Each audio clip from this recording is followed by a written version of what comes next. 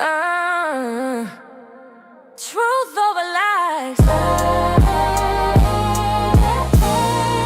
Truth over lies. We see through the sky. They keep us distracted while the world's on a fire.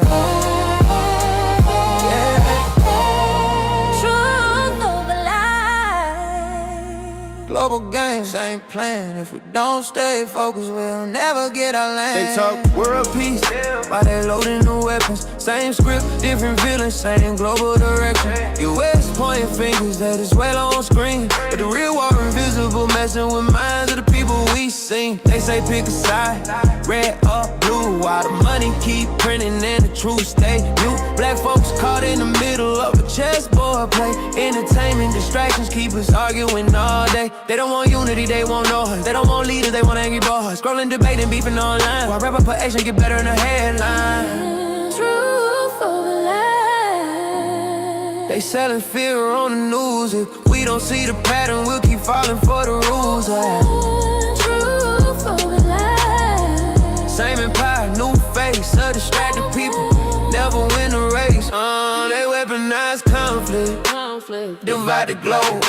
Sanction, invasion, money controls, but tell Black America to stay entertained while generational theft never got reclaimed. Reparations ain't charity, it's a debt. Stolen labor, stolen land, don't forget.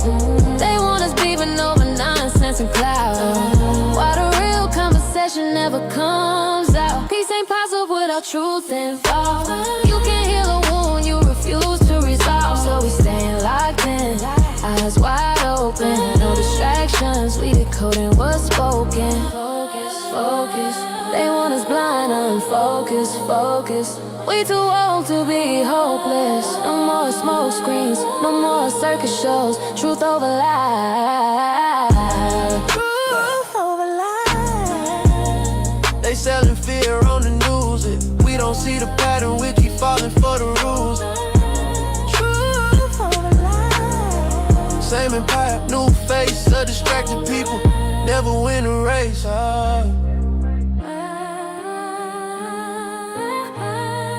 Truth over lies. Mr. Walker, truth over lies. World politics,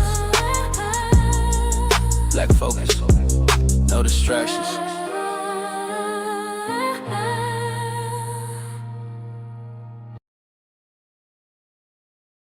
Another young life lost to street violence. Yeah, this ain't entertainment, this is intervention. If the truth hurts your feelings, it probably need to be said. Truth over lies, we don't glorify pain. At the streets tryna break them chains. Quarter zip mindset, grown men talk. Lead the YNs before they chalk line walk. Truth over lies, we don't glorify pain. At the streets tryna break them chains. Quarters of mindset, grown man talk. Lead the YNs before they chalk line walk. Truth over lies, this real, no cap, no cap, no crash outs, no throwaway stats, waste that. OG's back, put order in place. Say to you, left the streets, left the cave. Yeah, I seen talent die for an Instagram stare. Wine chasing clout, no plan, no prayer. Street code outdated, nobody wins. Same block, same cycle, same pens. They selling dreams, but it's really a trap. Labels love bodies, they don't love blacks. We need leaders, not shooters with aim. Need fathers and homes, not candles and names. Quarter zip weather, mind on legacy. Talk money, discipline, equity. I ain't judging, I'm correcting course.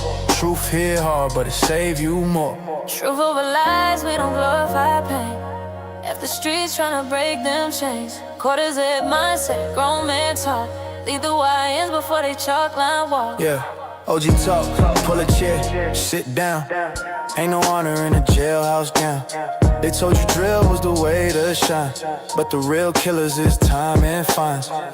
They cheering when you crash out young, and forget your name when the sentence come. We ain't anti-culture, we anti-death. Anti-mama crying, anti-breath, last left. You wanna be a man, build something real. Stocks, trade, skill set, something you can feel. If the streets ain't hate, it's love with the spine. We tryna get you old now, viral online. Truth over lies, say it loud, say it clear. Left the streets, we need you here. Quarters of vision, fit your focus, kiss. Break generational suffering. Truth over lies, say it loud, say it clear. Left the streets, we need you here. Quarters of vision, future focus, kings. Break generational suffering. We don't profit off death. We don't clap for destruction. We here to build men. Not bury boys. Not bury boys.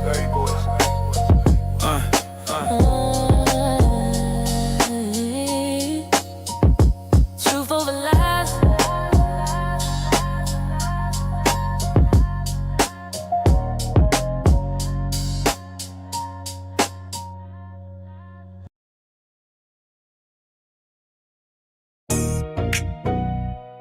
Yeah. Cart before the horse productions. Gavin X Mr. Walker. Truth over lies. SBC Nation. We in here. We ain't like them, we stay on cold. Truth over lies, yeah, we exposed. From the hood, but we chose that growth. Build our people, yeah, that's the goal. Hit like, subscribe, don't scroll past. Cash App, love, super chat fast. Real talk, only no podcast. Truth over lies, yeah, we stand on that. Came from the mud, now we cleaning it up. Same block raised us, but we changing it up. No more crashing out, we elevating the mind. Trying to break them cycles, leave that struggle behind. They promote chaos, we promoting the go. Family first, yeah, that's how it go. Married men speaking, yeah, we leading the way. Not perfect, but we building each day.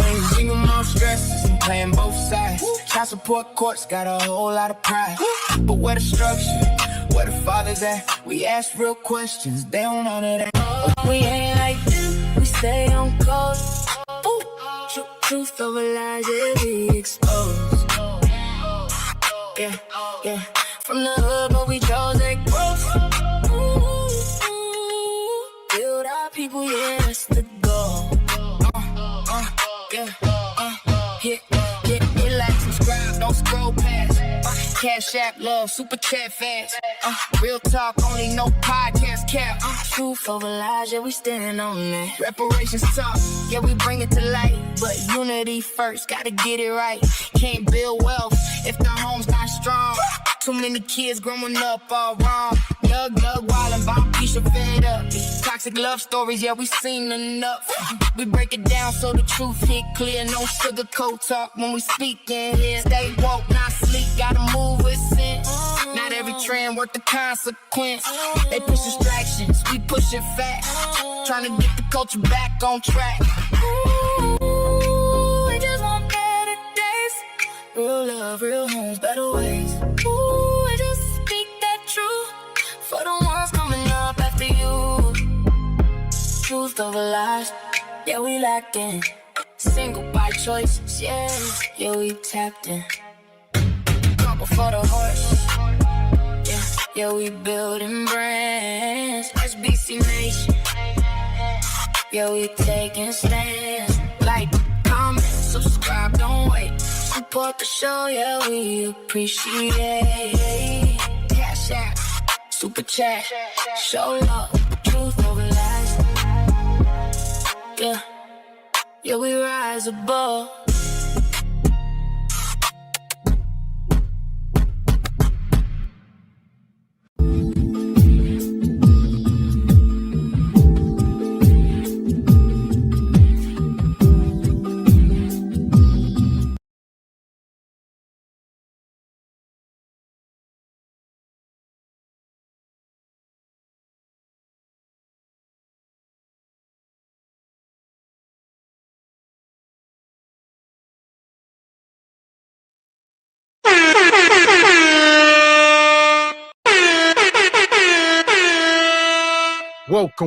Welcome. Live Wednesday night, Truth Over Lies, brought to you by Caught before the horse production. We live.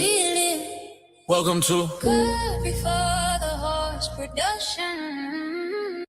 It's Wednesday night, Mr. Walker. How you feeling, brother? Yes, sir. I am feeling fan freaking tastic per usual. Good evening, ladies and gentlemen, El Nug Nugs and Le Bonquishas. Welcome to Cart Before the Horse, Truth Over Lies, in affiliation with the Bougie Negro Podcast, and also, as all you Negroes know, in association with Ain't No Fun Since the Rabbits Got the Gun Entertainment. What's going on with you this fine Truth Over Lies Wednesday? Yeah! Boom, shakalaka! Welcome in. Cart Before the Horse family, Truth Over Lies Nation. We back in the building. It's been a couple weeks. We missed last week's show, at least over here. We had a show last Monday, but it wasn't Truth Over Lies. There you go. It's been like a month of Sundays since we've been getting down, real down to the nitty gritty with the Truth Over Lies energy. Nevertheless, come one, come all, this mighty fine July 29th, 2026. As you can see, Gavin X and I are very much still in the mix, reporting live to you jive chickens with Truth Over Lies. Yeah! Boom, shakalaka! Man, and we back in the house tonight, and man, do we got a show lined up. As y'all can see on the thumbnail, you know, we got some characters up here. Godfrey, Cameron, and this Poetic Flacco guy. And we're going to be talking FBA, Afro-American, Indigenous, Tethers, a lot. Let's talk about it. Oh, here we go. Listen here. This is a delicate conversation. I think it's delicate because I've been thinking about this. Shout out to Sister Ebony Dean. First time I ever heard FBA and all that. And shout out to the need, not the want. The need, it is a necessity that we delineate because ain't nobody trying to really speak up for FBAs. FBAs, those of us that could trace our lineage, brother, sister Ebony Dean, back to like 1800s or something, folks that were here, folks whose ancestors endured slavery firsthand, Jim Crow, Willie Lynch, MK Ultra, COINTELPRO, all that stuff. We got to speak for them because ain't nobody trying to speak for them. Bonquisha, Nug Nug, they FBA. Yeah, somebody got to speak up for them, but folks is trying to lead them out. So here we go. Listen, we're going to talk about it tonight. So, I mean, we could be wrong. Our thoughts ain't everybody's thoughts. Y'all know we're going to definitely drop the link tonight. And we're going to talk about some of these things, delineation, FBA, tethers, like said, and we're going to try to come to a medium ground. You know, this is probably one of our topics that, you know, we are most open to hearing other people about, you know, because we ain't so staunch on any point in particular. So we open. Let's see what we can get to the bottom of tonight. There you go. My position, I've said it before, I say it again. I don't like division. You know, I would like for us all to get along, but we talking about reparations. We talking about the cash payout. Let's cut the bull jive. Everybody that can help with this movement don't qualify for reparations. That's the issue. Pretty much anybody that's black that got a cousin that grew up in Chicago, they want reparations too. No, that ain't it. This is for debt paid. There was a heavy cost paid, man, but we're gonna get into it. I hate to be divisive, but we got to be divisive in this moment. So that's my position. I don't want to be divisive, but we got to delineate. I like to put it that way. There you go. And shout out to Sister Nais. Come through with the 440 jewels, says Uncle Alert. Uncle Alert, shout out to the jewels. Appreciate the jewels, sister. And James Horton come through with the 10 jewels, says go and coin. Appreciate you, brother James. Appreciate the jewels. And he come back, says clutch. More jewels. Thank you for the jewels. And no Contendo. Glad to see you. Hopefully you click the link. I'm sure we definitely need your opinion tonight on some of these topics. So later tonight, we definitely going to do a call in, and y'all welcome to come up. Try to keep it brief. We can't go down too many rabbit holes because it's going to be a large discussion. Maybe we can do 2 or 3 parts, but there's no way we could go down all the rabbit holes tonight. Just letting y'all know. Shout out to No Contendo. Say redlining, bigotry, racism doesn't ask my lineage. Not sure what that last part doesn't ask, but shout out to you. Gotcha. So there you go. 2 things is true. Like I said, I hit on that sometimes. A lot of times when white folks look at you, you black. Granted, you can start talking, maybe have an accent, wherever the case, but just off initial look, they put us all in one bundle. But as we know, delineation is still important, No Contendo. I know where you stand on it. All right, shout out to you, but we're gonna talk about it. Listen here, I'm gonna try to point home. Nug and Bonquisha, the vast amounts, they FBA, it's a reason why Nug and Bonquisha are the way they are. Yeah, see, it's understanding in the criticism now. There you go. And Travis Golston with the jewels says Uncle Alert. More jewels. What was that movie with Tom Green? Freddie got, you know what? I can't say it. More jewels. More jewels. There you go. No Contendo. I got work. Always got work. Nonetheless, get your rest. Yeah, we up here to argue. Listen here, every Truth Over Lies pretty much a smoke show. We want to have a conversation. No echo chambers. Come on with your madness. Shout out to Sister Ebony D. Hairline check. Yeah, I meant to get a ruler. Dang it. But nonetheless, we've been speaking on delineation, so that's where we're going to start. We're going to start here because, FBA is a thing, and we come from the plantation. It's a different struggle. So we're just going to illustrate that before we got some context moving forward. You feel it in your bones. I was a crack baby from the cold streets of Detroit. It's down in my bone marrow, baby. I can hear the Negro spirituals in my sleep. The plantation bell rang before sunrise, not as a wake-up call, as a warning. Enslaved people had only minutes to leave their cabins and reach the fields. Late arrivals could face whipping, no matter their age or condition. Rain or shine, sick or injured, the work never stopped. Could you imagine living every day under that kind of fear? Yeah, let's start there. That bell went off every morning. The plantation bell rang before sunrise, not before sunrise. That was to get you up to work. And if you didn't get up, there was consequences for everybody. Even the children will catch some whips or whatever the case. Nobody was exempt. We were considered cattle. Understand that as well. Understand the energy. And our ancestors knew. It's written, it's documented in ink. I forgot this where the detractors dare not look. We weren't even considered human. We were cattle. A fraction of a human at best. So when they was waking up, ringing this bell, and these poor souls had to get up, broken and battered. Y'all see, we can't smell, see, feel this energy.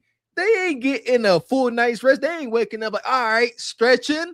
They waking up still leaking plasma from the day before. God bless the ancestors. Imagine living every day under that kind of fear. Most people think cotton fields were the worst place an enslaved person could be. They weren't. On Louisiana sugar plantations, workers spent long days cutting razor-sharp cane under the blazing sun, only to face even harsher labor after dark. Inside the mills, giant vats of boiling sugar cooked day and night. Some workers labored nearly 20 hours straight. The profits were enormous. The human cost was even greater. Huh. Yeah, like he said, y'all think picking cotton was it? No, them sugarcane fields down in Louisiana. All right, where our ancestors was working in these mills. All profits, no overhead for the most part. Very little overhead. They might have to do, get a machine here and there or plant some crop. Very little overhead. All this free labor. There you go. Very little overhead. And they had insurances for their loss, for the loss of life, or in the way they worded, for the loss of products, for the loss of freaking cattle. This is what we mean when we say our folks did not get the same start as other folks. Here we are building racist white wealth. Understand what's being built in this racist white wealth. And our people, FBA folks, were an expense, a write-off, a business freaking write-off. Trying not to get well, like you said, this is how America got its start, just being a superpower in general. Like, you got to trace this stuff all the way back to all this free labor, you know, all the money that was acquired. And by the time, you know, the 1930s roll around, 1930s and 40s, by the time World War II roll around, you know, late 1930s, America is a superpower simply because of the wealth. It just was the wealthiest, had an enormous amount of wealth in a little amount of time, and they was instantly a superpower. And like you said, after World War II, the rest was history. After everybody else took a beating, you know, we went over there, cleaned up, but we was still, our land didn't get messed up, and just kept building the wealth. And here we are today. The labor force, 100% of the labor force that built the wealth got paid nothing. Nothing, zero, zilch, zip. Y'all, we seen sharecropping. At best, they got to work and, you know, live in some shed that they never could pay off. Y'all know the details. Don't hide your face. Human cost was even greater. Would you have guessed sugar was deadlier than cotton? They told freed families to sign one paper, and many never escaped again. The contracts promised wages, land, and protection, but most could not read the words hidden inside. By harvest season, entire families were suddenly trapped in impossible debt. If they tried to leave, armed men hunted them down and dragged them back to the fields. Some records stopped calling them freed altogether. Yeah, start calling them freed altogether. And there was the trick bag. You would get into these situations to where you would sign something, not knowing what you signed, like you say, and then you will be in debt for the rest of your life, you, your kids. This was post-slavery. So even after, you know, sign this, it never ended. We're still here. Well, what do you mean, Mr. X? You trying to say that it's somebody else's fault? Y'all didn't know how to read? Yeah. Y'all was deleting us for trying to read. The only thing we could read is the Queen James Bible. You know, there actually now is a Queen James Bible. Queen James, shout out to this madness. but we weren't allowed to read. So when white man came with his clan, his posse, and was like, here, sign here. We still got the slave mindset.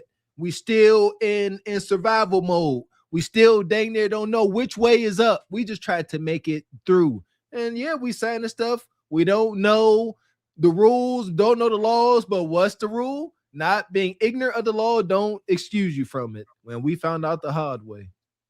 And there you go. And that was the difference between us and anybody else that try to compare their struggles, especially on this land. When people get to talk about, you know, the Chinese or the Irish or anybody else, those were very short-term conditional things. And like you said, didn't put their children into bondage. We are the only ones. Even when the Irish came, they may have had debts they had to work off. That was a real thing. But it was for him. The man might be there for 10 years working off the debt, whatever the case. And whatever, his kids is free to be whatever they want and so forth. And he will eventually be free himself.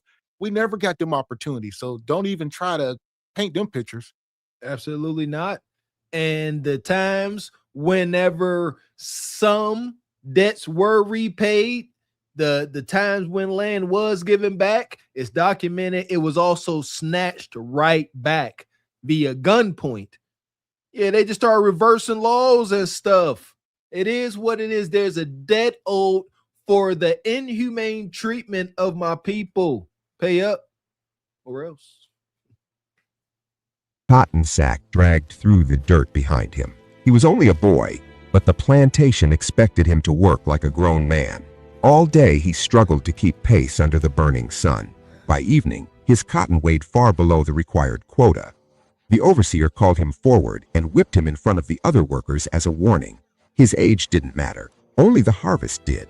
Do you think any child should ever be punished for not working fast enough? Yeah. So even the child was expected to produce like everybody else. And yeah, come on now. Yeah. We can only imagine. I ain't gonna insult the ancestors like that. We all can only try to imagine. Look, a grown man, every adult, especially back then, every adult feels responsible for the children. These folks got to stand there. Them grown folks, mom, pa, about to sit there and watch their son, their daughter get beat, get the flesh beat off their back. The atrocities we had to endure. Then we wonder why there's glaring insecurities and all this wild DNA-infused trauma with our folks. That's why I say there is a reason for Nug Nug and Bonquisha. The psychological damage and torment that was done to us on our own soil has not been reproduced. Hopefully will never be reproduced, dare I say. Man. And Mr. 40 come through with the jewels, says thumbs up. Appreciate you, Mr. 40. And No Contendo says the livestock came from continental Africa, Caribbean, and FBAs. He says Jeffrey Robinson, King Cotton explained a lot. Dr. Eric Fauner, Reconstruction Era. Shout out to No Contendo. And shout out to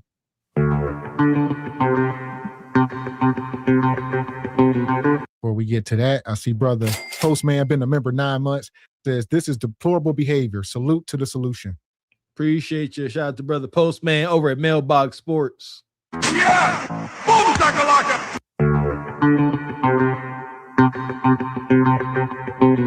Shout out to brother Elijah coming through again. Last night's show sponsor dropped a 50 ball, says tapping in the truth over lies. Big shout out to Elijah, always coming through sponsoring the show. We appreciate you, Elijah. Obviously, you ain't starving. Man, we appreciate you, brother. Yeah! Boom, shakalaka! Coming through like you do. They push distractions, keep pushing facts, trying to get the culture back on track. Ooh, I just want better days, real love, real homes, better ways. Ooh, I just speak that truth for the ones coming up after you. Truth over lies, yeah, we locked in. Single by choice, yeah, we tapped in. Caught before the horse, yeah, we building brands. SBC Nation, yeah, we taking stands. Like, comment, subscribe, don't wait. Support the show, yeah, we appreciate. Cash out, super chat, show love, truth over lies. Yeah, we rise above.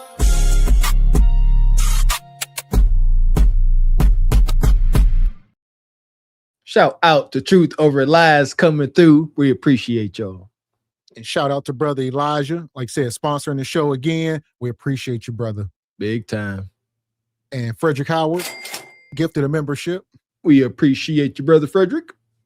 So here we are, folks. We're going to move this forward now. All right. We've been just setting the tone to let people know, where this all started. And now we're going to get into the folks you see on the thumbnail tonight. And we talking FBA, Afro-American, Indigenous, Tethers, and some more stuff. All right. It's safe for the detractors to come in now.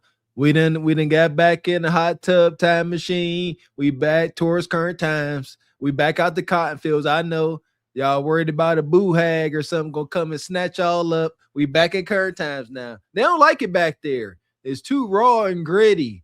It's impossible to deflect. They can't deflect ish back there. Shout out to Truth Over Lies. Like you said, I think that's one of the most astonishing things. Like you said, folks just can't handle it. They'd be like, nope. They want to act like it never happened and for us to just live in modern times. But we must acknowledge it, folks. I mean, come on now. We are still experiencing the remnants of its effects. Nug Bonquisha. I don't care. Yes, I'm all about accountability. Y'all know where I come from. At the very same time, I respect the human journey, human experience.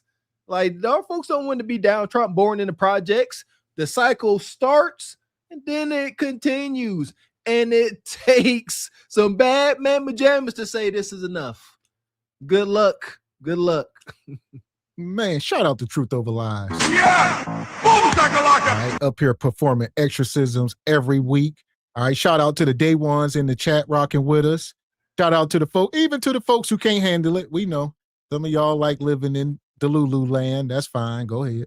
Yeah, I get it now at this age. Ignorance is bliss. It is. The less you know, the less that can get on your damn nerves. So I understand it. Remain ignorant, remain happy. And shout out to Travis Golston. He says delineation is revealing indigenous history. Okay, there we go. So listen, we're about to get into it. We will be dropping the link here in a little bit. We'll take some calls, but we got a lot to get through. There we go, man. So shout out to the brother O'Shea. O'Shea's been the one on the forefront of a lot of this, dropping videos. I guess it's a lot of infighting, so we're going to get into it. Oh, O'Shea Duke Jackson. Is O'Shea a tether? Dun, dun, dun. In 2019, Jordan Peele released a psychological horror film called Us. And in the film, there was a particular group called the Tethered. They were a group of underground clones who wore matching red jumpsuits. They carried golden scissors. But most importantly, they look exactly like the people living on the surface. They spend generations forced to mimic the actions of their surface counterparts from underground tunnels in which they're trapped in this movie. And from this, Tariq Nasheed got the inspiration for the word tether to describe a cosplaying group of Black immigrants, most notably coming from the African continent and from the Caribbean. The fundamental difference here is that in the movie Us, the tethered have no choice but to mimic the people on the ground. They get nothing from it in real reality. But the tethered come in who mimic Black Americans, do so because they benefit from the institutions and the structures while gaining everything and giving nothing. He's right, you know. But this phrase has been widely accepted. So let's talk about it. We're going to start with the tether. All right. I guess, okay, we just learned some origins. I didn't know that. So it comes from that movie. I didn't see a lot of it. I might have watched it for a minute. I just never watched the whole movie. And so I don't even know the concept, but the way he explained it, okay, I understand it. So is this the origin of the tether? Okay, so it is. I'm digging it. It makes sense. The dots connect. Shout out to Jordan Peele.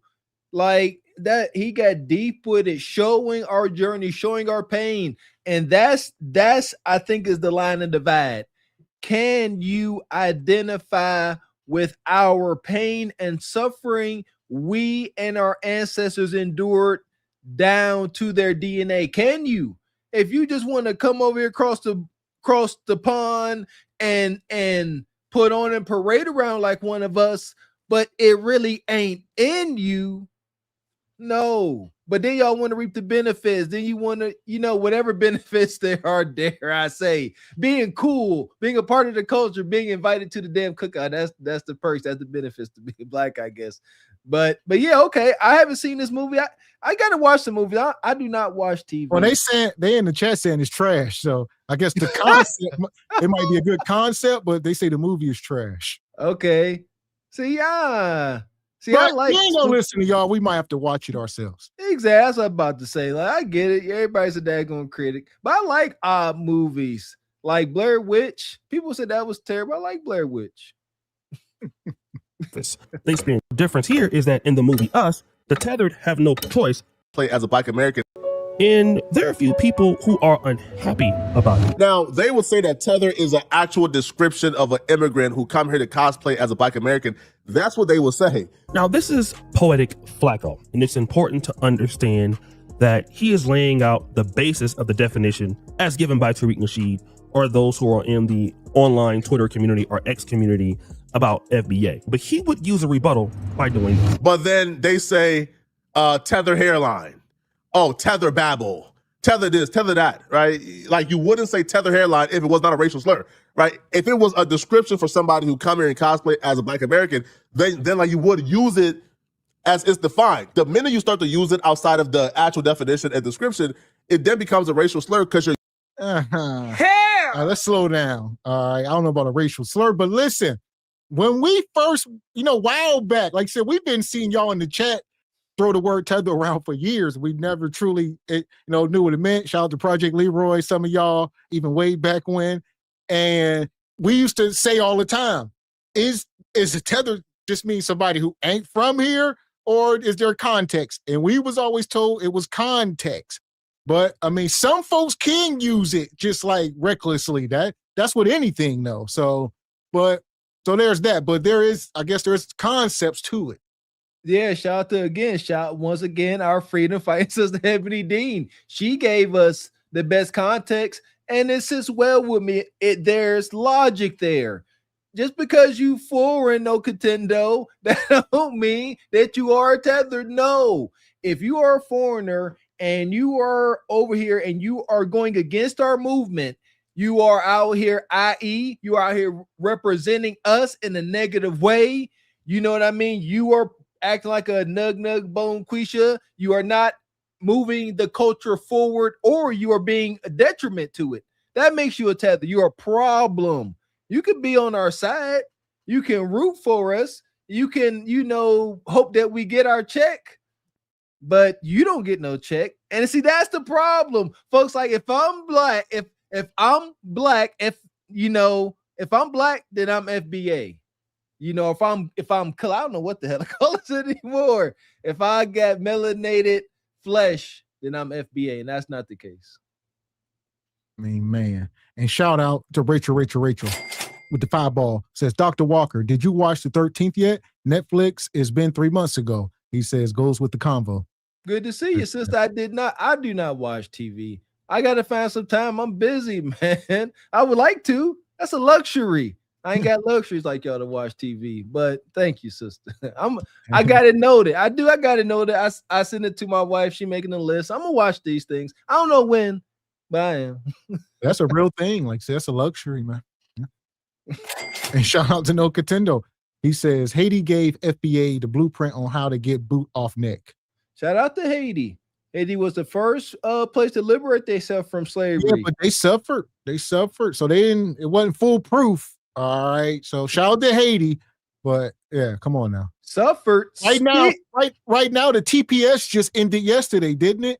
There's like 300,000 Haitians being deported back to Haiti, and they don't want to go. So T-Money just ended that. So there's that. I bet. Yeah, Haiti's still suffering. Understand something. There's banks that still own the debt to Haiti. I think it's Chase, the French. Like, shout out, God bless Haiti, man. There you go. So I wouldn't say a blueprint. They maybe gave like a foundation, but the house ain't built at all. You got to figure out how to, do that and then thrive afterwards. That's the blueprint. Haiti was sabotaged. They overfarmed the soil. At one point, Haiti provided all the world with sugar, at least 80%.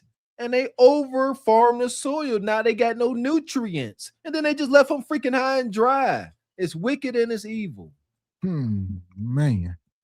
Money. And Taylor Lifestyle with the 10-ball says, blessings, everyone. This going to be a touchy topic, but we got to get through it. Got to get through it, brother. Yes, it is. It's going to be a lot here. So stay tuned. Here we go. Hit the like button. Using it to dehumanize somebody. Description, it then becomes a racial slur because you're using it to dehumanize somebody. The first 8 seconds, which you heard in the first clip, was only focused on the real definition.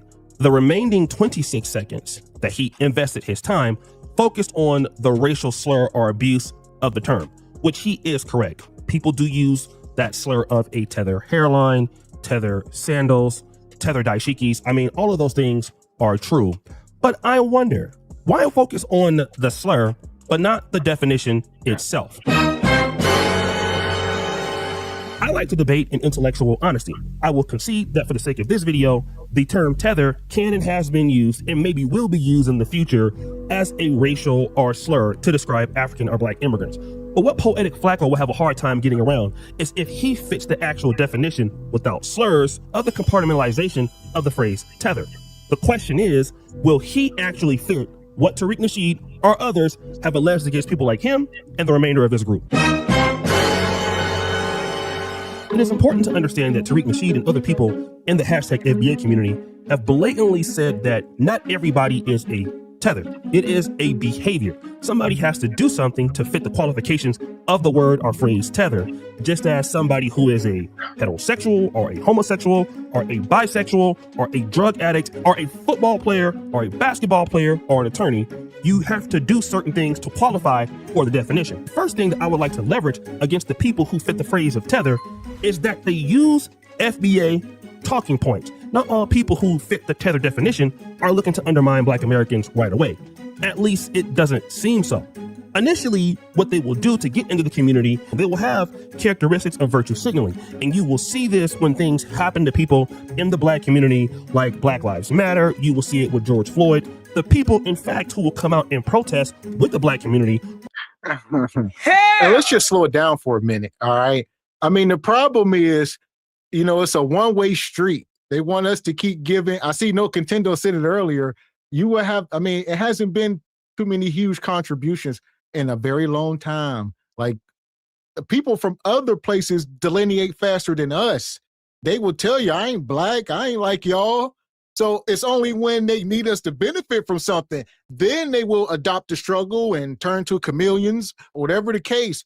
But initially, if you from Jamaica or Haiti or Ghana, wherever you from, they identify with their homeland. So y'all need to stop the cap.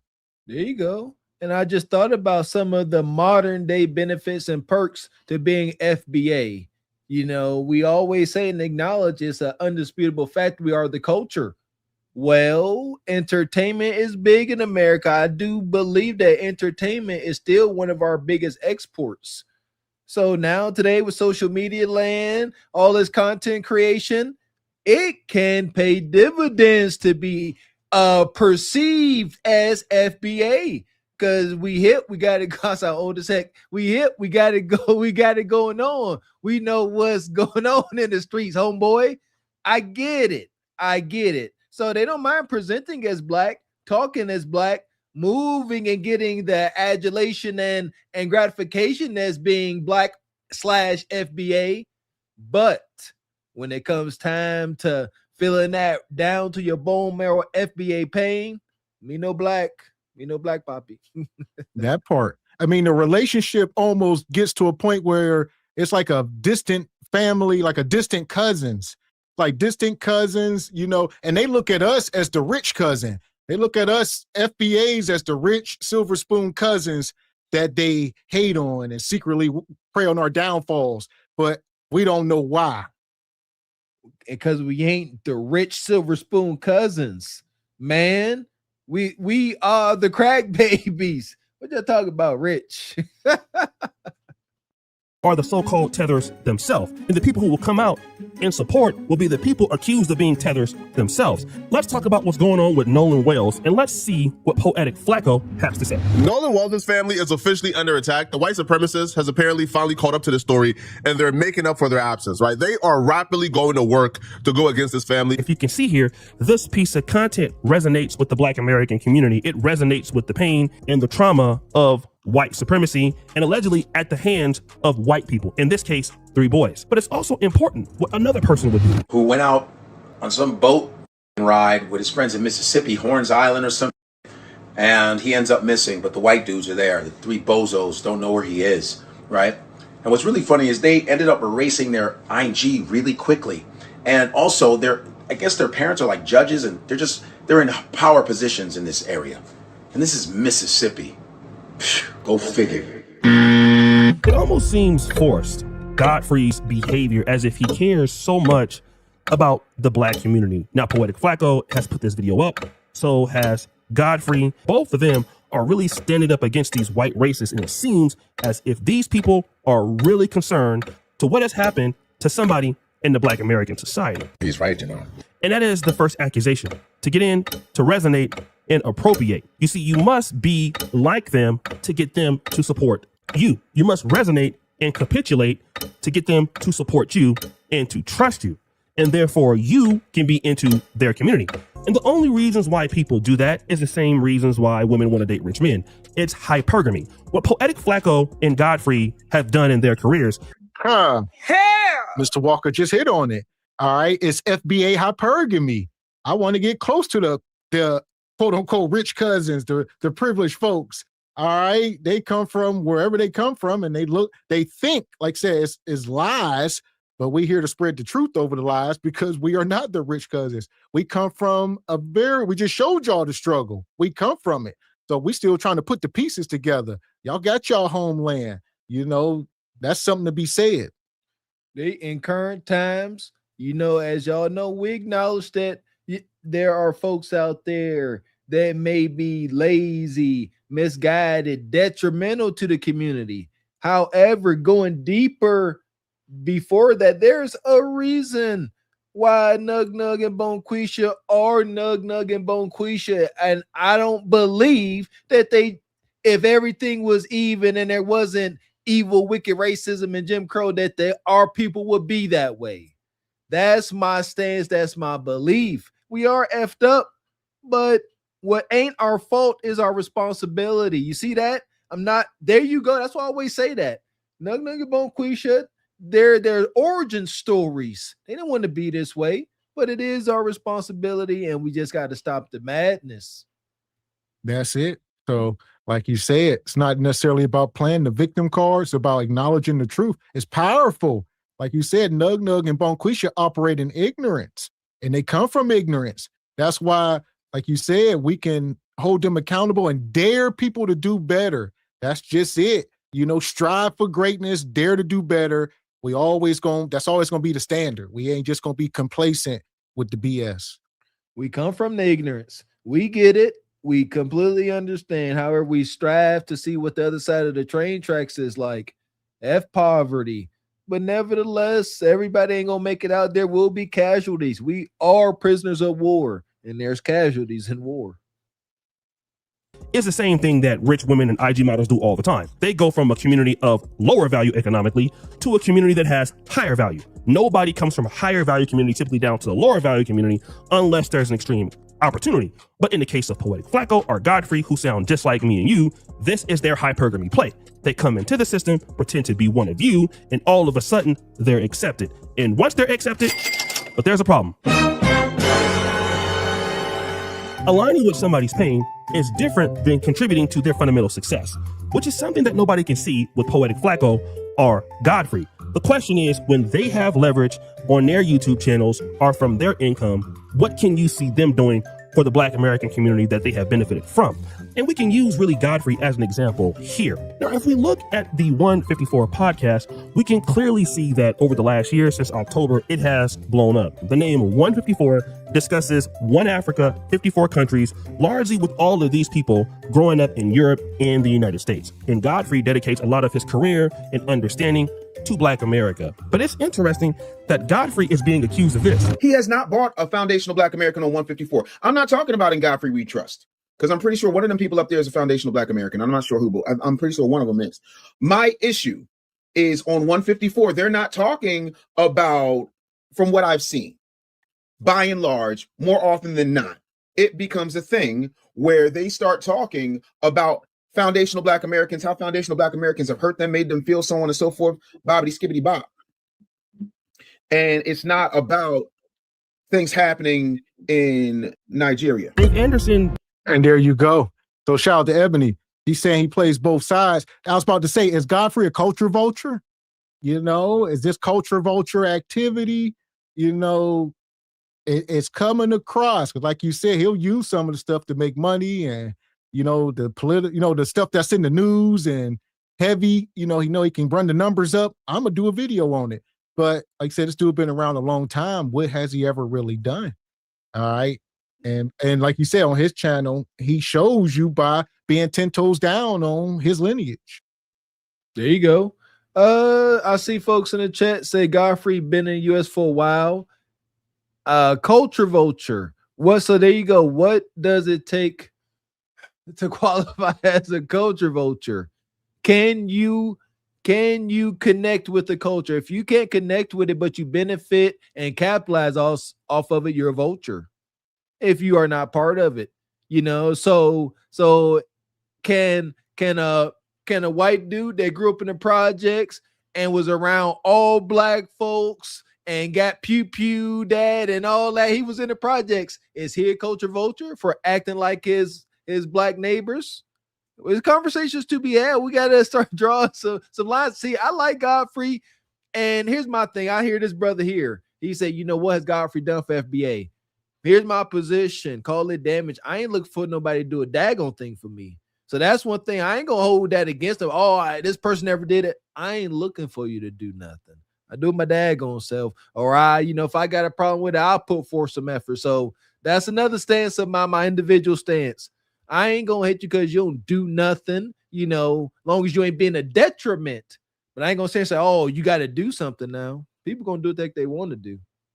There you go. So like I said, it's a double-edged sword. Like that's why I asked, is he a culture vulture? A lot of people think he only want to benefit from the culture, act like he's down, but he really ain't. I guess, the people who are like, look, you can't sit up here cosplaying when it's convenient, when this is a real struggle. Like, don't play with it.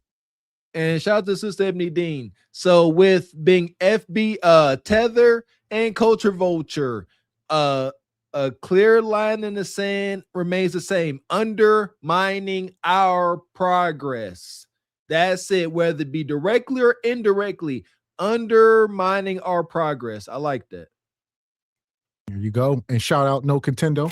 He says our homelands are often still semi-colonized. Was that Africa? Well, anyway, that goes to where I said these people have homelands. That's neat. I mean, come on now. That's y'all struggle to fight. That's what I'm saying. So many folks be so concerned about us and what's going on. I think they got their own problems. There you go. Yeah, I'm pretty sure I can't go to any part of Africa and drop down and be like, hey, I'm back. I'm part of this movement. There's going to be a language barrier, probably a whole lot of things. Oh, it's financial. There's going to be a financial barrier to entry, regardless. They don't care if they don't understand you at all. Can you afford? Can we exploit you? I got no money. I just need help. They going to help me? No. They'll work you, put you into servitude somewhere. Oh, back into slavery. Well, I'll be dog. Did something that I never honestly thought about. He said Godfrey will have people from the black community on the Godfrey is Live podcast, but he will never have a black American on the 154 podcast. That's very interesting because even people like Tariq Nasheed, who disagrees with a lot of Africans out there, will open up his TikTok or his Twitter spaces for conversation. We have the Daily Rapper crew who are from the black American community, and they open up their doors to debate from anybody in the community. It's interesting that 154 podcast will not have anybody from the hashtag FBA community on there, but they don't have a problem with other people coming on the podcast and then having something slightly negative to say about their experience with black Americans. And then when somebody gets on Godfrey for not checking the person for that comment, he may say something, well, it's a 3-hour show. I can't get to everything, or it's that person's opinion, not mine. And this is the same thing that Shannon Sharp said when Cat Williams came on the podcast. But the reality is, when you have the opportunity to bring a black American on and defend themselves, and you don't, but you consistently allow Africans to come on and have their gripes with black Americans, what it seems at this particular point that you're being unfair. Because now you're participating in what I would call corporate Pan-Africanism, and now you have those corporate African sponsors, and now you're leaning that podcast towards that community that makes a lot of money, and you have forgotten all about the hashtag FBA homies you had over here who were holding you down all the time. Let's talk about Poetic Flacco. He is a person that is accused of mimicking a whole bunch of behaviors in the black community, and he shows everybody. So let's stop him before we get to him. So yeah, so you just caught what O'Shea was saying about Godfrey's hustle. Like you said, just like Ebony said, pay attention to these people. So that's a big thing. See, I think that's a character flaw. That's wicked in his cowardice. I live by an Old Testament standard of rules. If I'm cool with you, I'm not about to go around. If we tight, I'm not about to go around somebody that's bad mouth and talk like absolutely ain't never been about that. Ain't never. That's a wicked character flaw, and that is unacceptable. No, I get it now. You can't be up here claiming to be FBA, claiming to ride for us, have experienced our experiences, and then whenever a foreigner that has not had zero context about what we've been through coming up here spewing staunch criticism, there you go. See that? We can criticize Nug Nug and Bone Quisha because we come from it. Ain't nothing they can tell us, but they don't know. And pretty sure if they knew about the strange fruit and the Contel Pro, MK Ultra, crack, all that, they would be like, they wouldn't be so eager to judge without compassion. There you go. Man, and shout out to brother Adrian. I see you saying, Godfrey was born on U.S. soil. So is that his rite of passage? Does he identify with our struggle because he was born on U.S. soil? I would say no. Not if his upbringing wasn't such, You gotta, if you, first generation, and you want to be riding with us like a Godfrey represent like that. He says we a lot, Yes, like you got to be able to connect with our pain. Humans only respect one thing, that's pain and sacrifice and what you can endure. That's the basis of this. I said this last show. If you have not lived that FBA experience and all that pain and suffering, then no, you shouldn't be saying we, but you can still be an ally again. And this goes to what, shout out to No Contendo. So this goes to what you trying to say, but no, because you are looking at it from the white side. And no, this is something within where he say, oh, let me see if I can find it. He has sent a super chat talking about racism and bigotry, redlining does not ask him his lineage, So, oh, okay. I didn't understand it. Now I get it. So you can experience all that stuff too. But not true. Not really though, because you don't identify with us. So you don't even internalize the experience because you don't even understand it. A lot of the stuff can go completely over your head. It's that it has to be a lived reality. FBA is not a theory. It's not a theory. It's a lived existence. It's again us, and as far as it being a lived existence, it's not, we weren't slaves, obviously, but as science has proven, that trauma gets embedded into our DNA. You don't know what it feels like to be this person. They make music songs about it, having the cops behind you. Now you white knuckling the steering wheel. You ain't did nothing wrong because that trauma is in you. Well, they go on to say, well, there's racism everywhere. You can be in a different country. You could be in Europe somewhere, wherever the case, even in Africa. And that's what we're trying to explain. It's not the same. If y'all can't understand that, and the rebuttal can't be, well, them people struggle too. They may be in servitude. Granted, it does not, these struggles are not equal or identical. There you go. Yes, you can't be jumped in to be an FBA. You can be an ally, but that don't mean you get a check. Again, it's about bread and resources. We were cheated. Work to deletion. Understand that. So this all about. It's all about bread. Everybody don't qualify. There are standards and rules. That's it. It's like I said, it's a lineage thing. And shout out to Ryan Page, says, good evening, nephews in chat. Keep pushing. A little something for the plate. Appreciate you, Ryan Page. We're trying. Yeah! Listen, we far from done tonight. I see this going to be a long one. We're going to try to drop the link. We're going to take some brief call-ins. Like we say, we ain't going to be doing no rabbit hole, even though this is a rabbit hole type subject. But obviously, we ain't got 24 hours to sit up here and talk about it. There you go. We getting a foundation. Like, that's everybody take notes and keep track of the lines we draw and saying we getting somewhere. Community that makes a lot of money, and you have forgotten all about the hashtag FBA homies you had over here who were holding you down all the time. Let's talk about Poetic Flacco. He is a person that is accused of mimicking a whole bunch of behaviors in the black community, and he shows everybody how much money he makes. but there is no evidence of him donating to the guy that was shot by Chud the Builder. There is no evidence of him trying to do anything for Black America. All you see is him bragging about how much money he makes or how somebody can join his YouTube courses. And the reason why is because to talk about Black American pain costs them actually nothing. It's easy to sit around on your computer all day from North Dakota or from New York City and discuss how Black Americans are being mistreated by the white supremacists and we should unite. It costs them actually nothing. And there is no skin in the game with that sort of behavior, which leads me to this point. When Black Americans have historically faced pressure, whether we talk about politics, economics, or social, there's often been a shared understanding and response rooted in long, specific history inside this country. And that history created networks, it created institutions, it created a certain level of internal protection.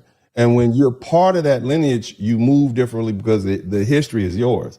And when delineation happens, that automatic connection is no longer assumed. Now, identity is more specific.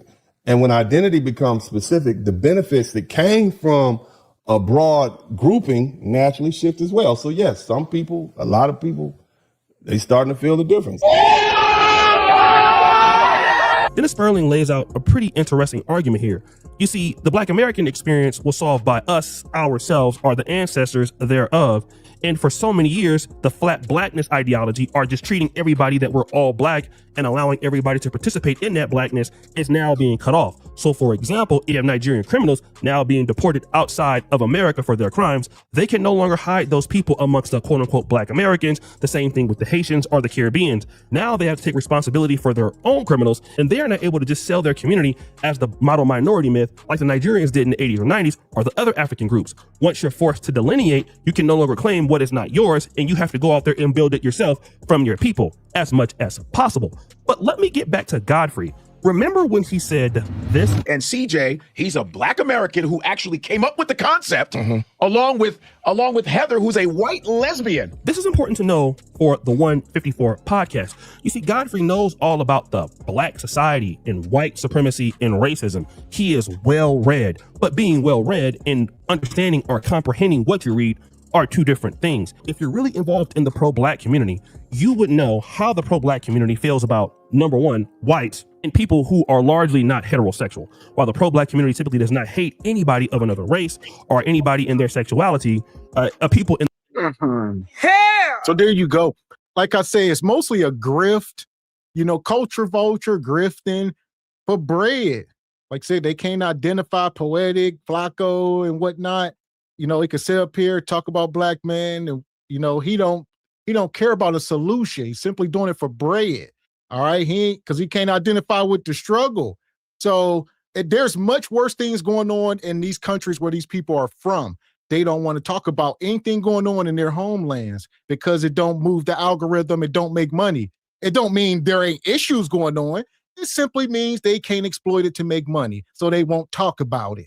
They gonna talk about the small percentage of Black men, because we know 60% of Black men here are in the middle class or higher. They want to talk about the small percentage of nug-nugs, but they don't really care about giving a solution. They would hope the number grows so they can keep creating content, keep making money, exploiting things that they don't care about.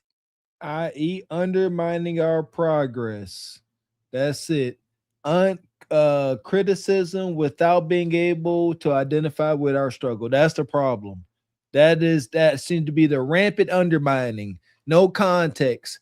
We come up here and we put Nug and Bone to shame, but there is ample amounts of context. I ain't said it in a while. I used to say it to every show. Context is critical.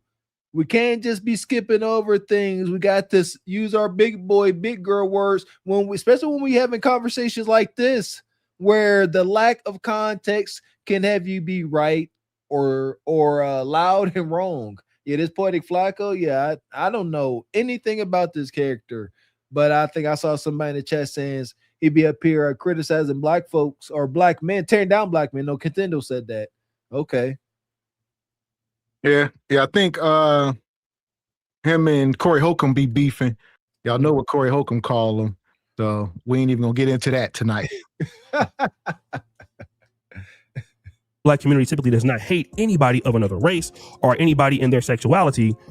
People in the pro-Black community would quietly be suspicious of a person that is non-Black and as in the LGBTQ, being a part of a show produced for quote unquote the black community or the 154 community, people would look at that suspiciously because the people that Godfrey quote would be 100% against that. And if you're really going to be down for the cause, then you would be like Louis Farrakhan, who is Caribbean, but he was taught by Elijah Muhammad, and he's tried his best as much as he could be to keep the rules as pro-black as possible. Not to say that he's perfect, but according to Godfrey, he will do anything he can and break those same rules and go outside of the black diaspora, even hiring a producer who is number one, white, and number two, in the LGBTQ, which typically is not what you would see in the pro-black community. And not that any of that is wrong though, but a lot of black Americans would look at that and call it what kind of behavior?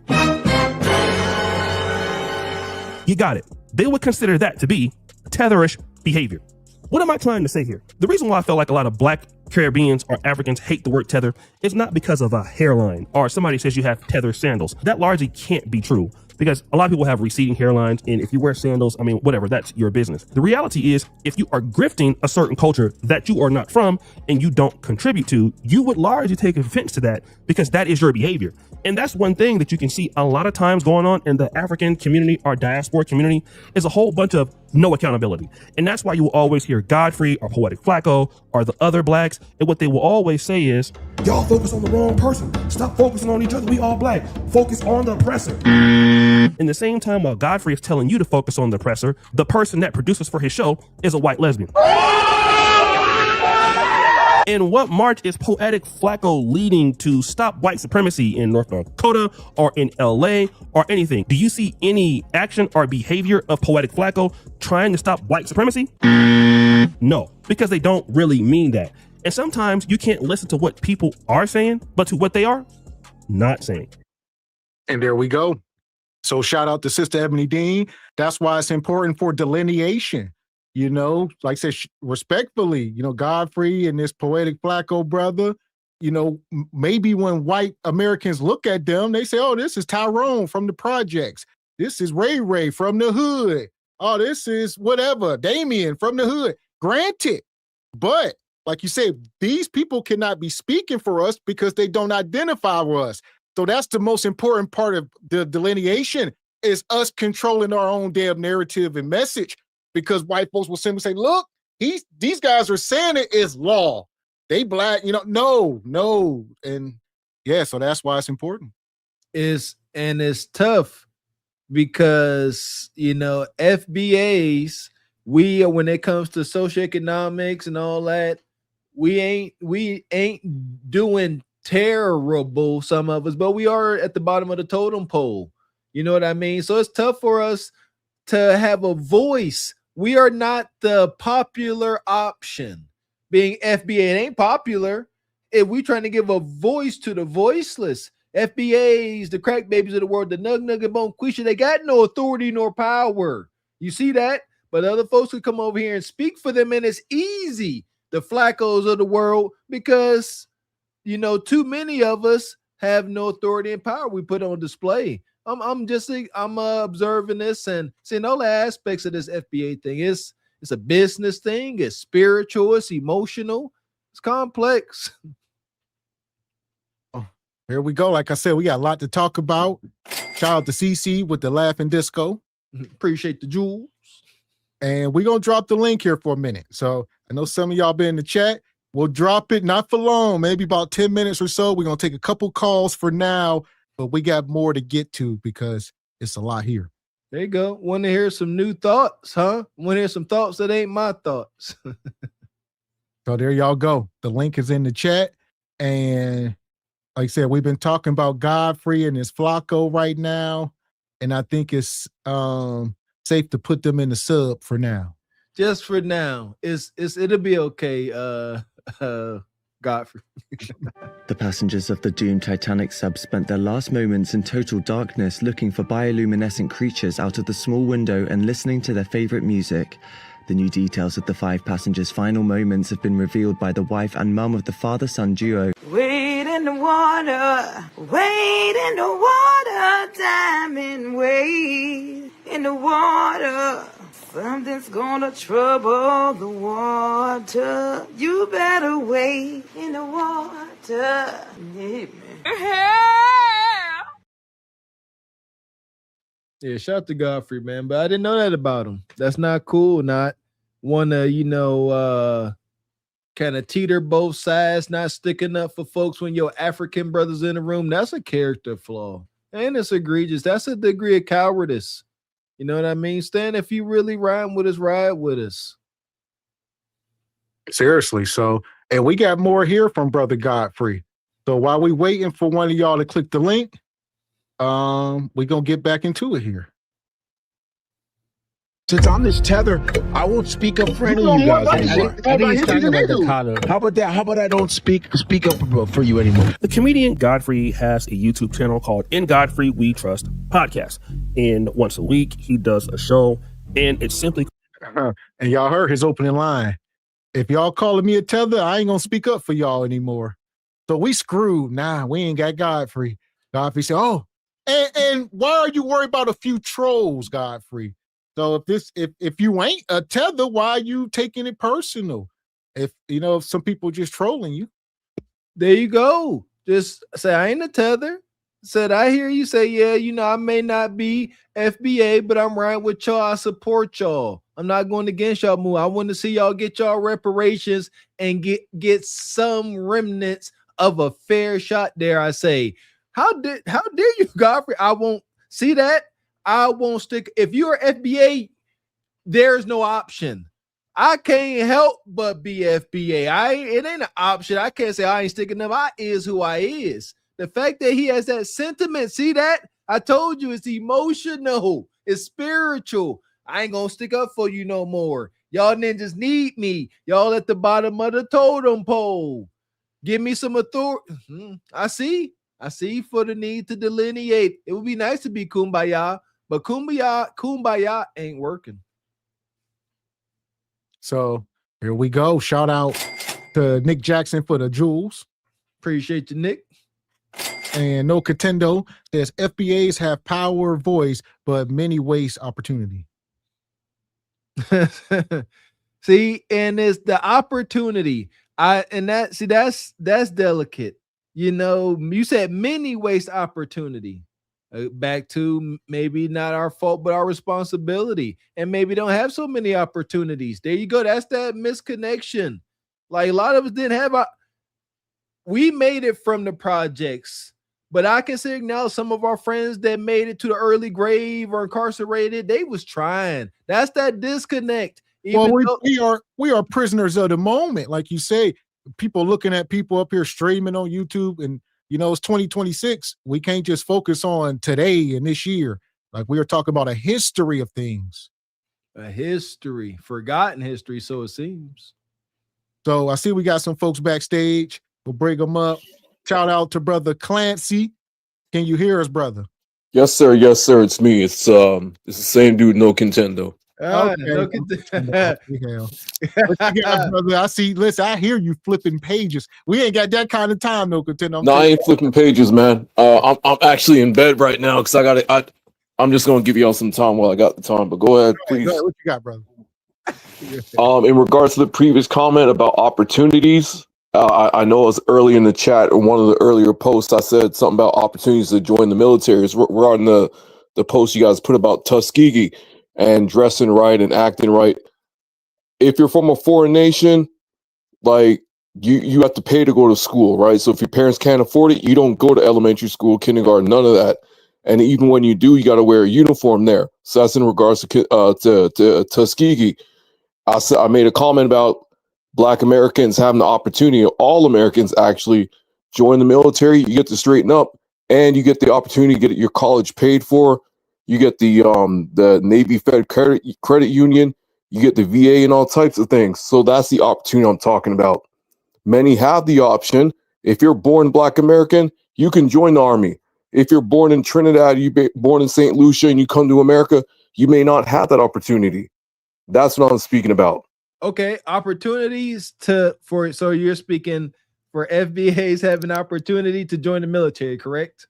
It is an amazing opportunity. I wish I had that opportunity. I got you, brother. Are you aware with some of the struggles Black folks have had, in the military within our history? You know, and I hear you. When I got done with high school, I had two options. I was either going to play football or I was going to the Marines. I get it. But I will say that was a thought of desperation. I am these kids from the hood. I didn't really see it as the military. I agree, it's an opportunity, but it's huge. Still the military, and we always it's not I mean, come on, it is, but like I said, we're talking about the entirety. So I get what you're saying, brother, but it's not what you think, as you know, from the outside looking in. Yeah, it ain't.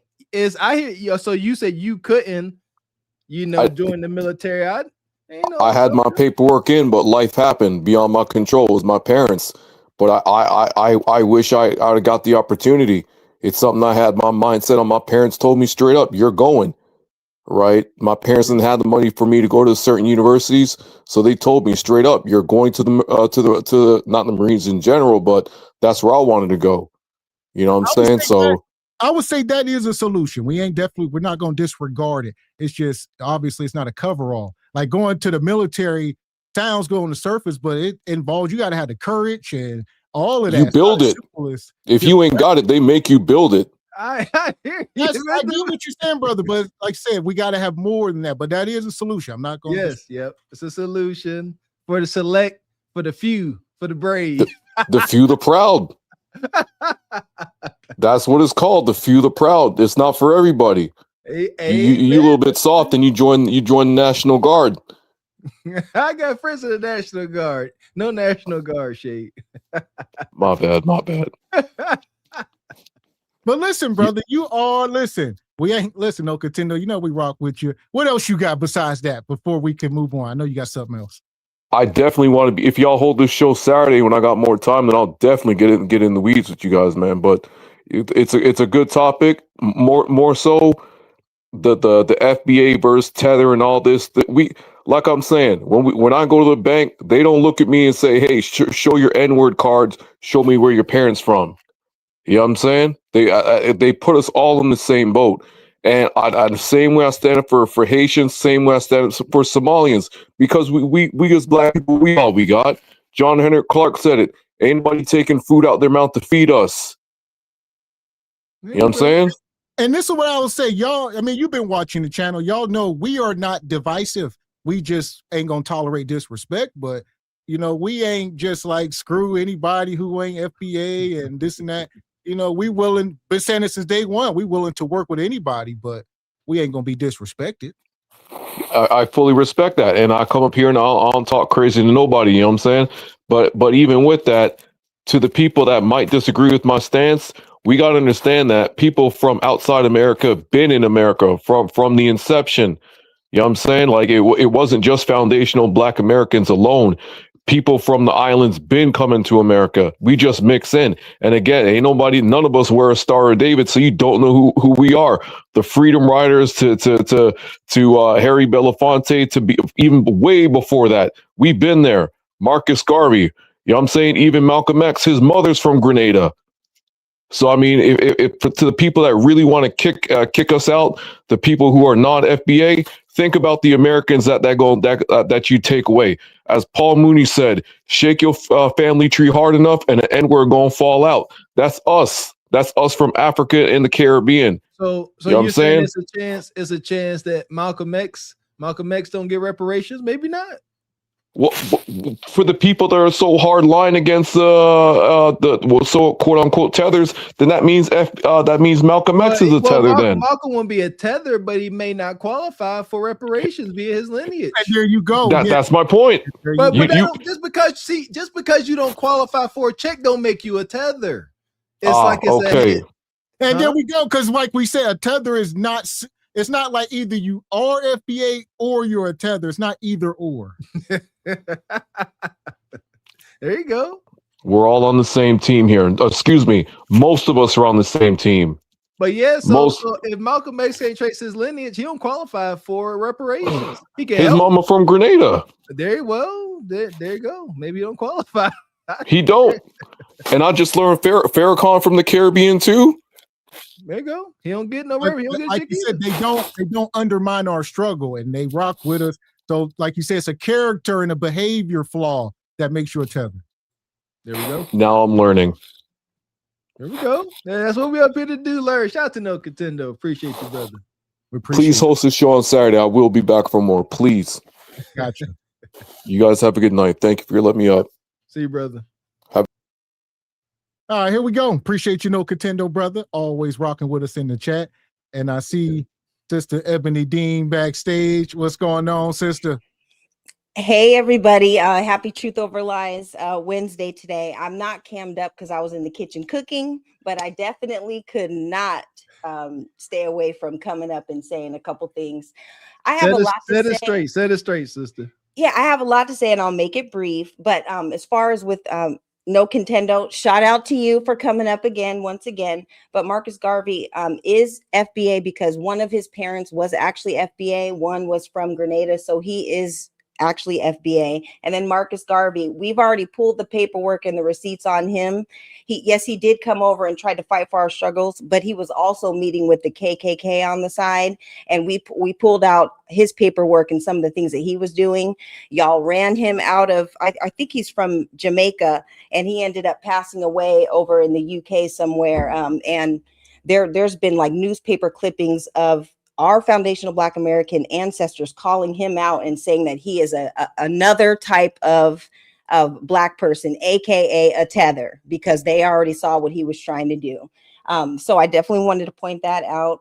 And also, I just wanted to let everybody know to look into like all these people, Godfrey, O'Shea, Flacco, Poetic Flacco, they all have channels. You can go back for years and see their content. And right now, FBA is a big thing. It's beyond just social media. And so everybody is trying to grift on the topic now.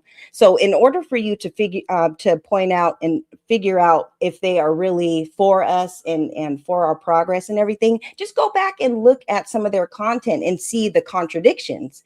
Even O'Shea, shout out to him because that's how I found you guys. But O'Shea's kind of tiptoeing his way back into, he is FBA, but he's trying to tiptoe his way back into the sector also.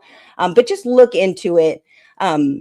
And, we can take bits and pieces from all of these people's platforms and take it with us on our journey, but we're not going to always agree on everything, and that's okay.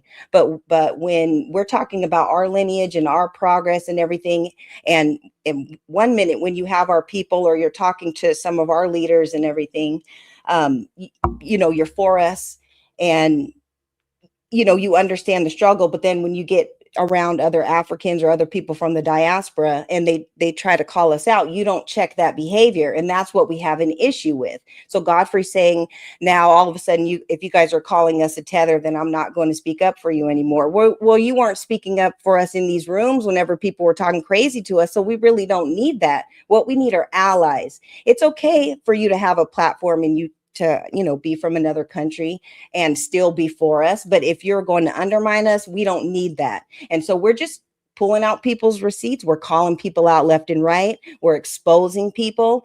And, we're doing all that for our FBA delineation and, for us to get the things that we're looking for, the tangibles for our people.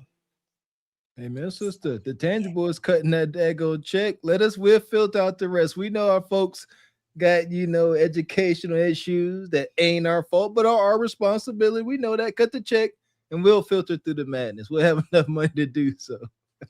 Yeah. And another thing with the foundational Black Americans, we're 49 million strong. Not all of us are going to agree on everything, but what we can all agree with for the 49 million of us is that our lineage is from the foundations of this country.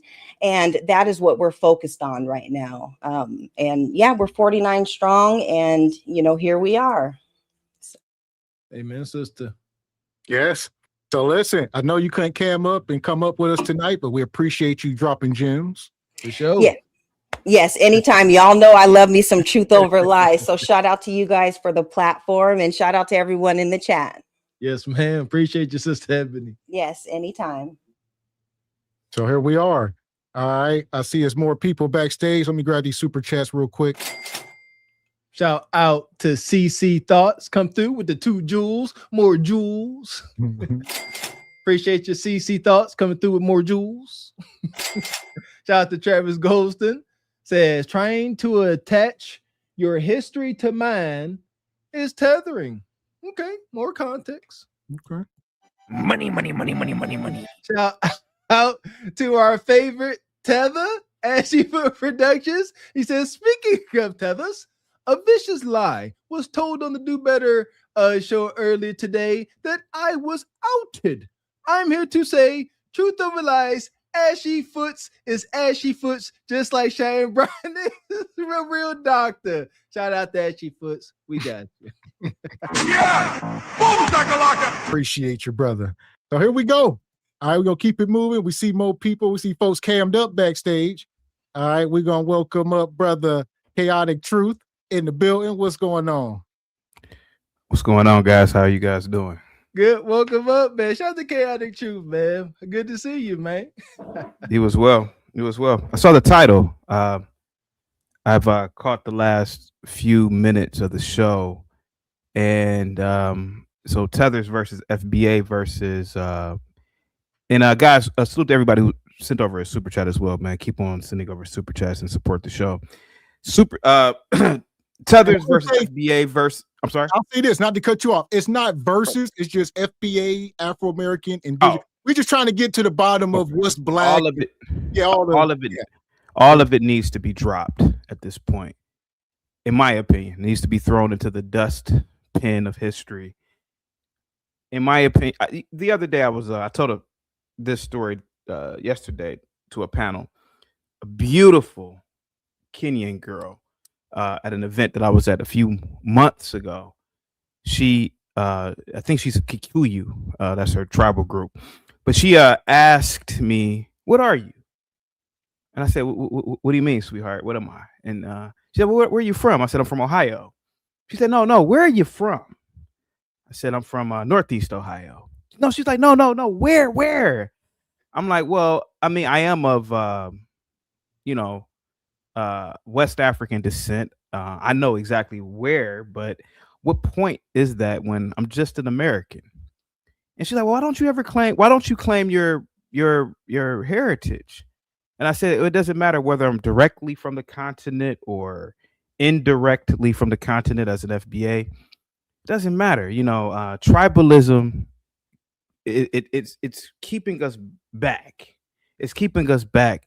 And I really believe to move forward, you need to embrace your nationality first and be proud of being an American." This is what I told her. She couldn't believe her eyes when I told her this, man. And she said, "Well, why do you not embrace your Africanness or blackness?" I said, "Well, the thing about blackness, right? When I need a bank loan, I don't go to a black bank that says the black bank. When I need a car loan, when I need a home loan, when I needed student aid, I relied on America, and I relied on institutions within America that unfortunately were not created by blacks and or poor whites. It was created by a system, Western civilization, but obviously a system that was already here going back hundreds of years. Like, for example, banking goes back hundreds of years. Centralized banking, right, goes back to Europe. In terms of things like in aviation, right? Let's use aviation. When I need to get on the plane, I don't go to the black plane or I don't go to the FBA plane. I go to a system that was created 100 years ago that created rules and regulations, space, airline ways, lanes. They mastered, the Western Hemisphere mastered modes of transportation, modes of safety regulation. So to me, and this is what I'm telling the girl. Now she's drunk at this, she's a little bit drunk at this little event.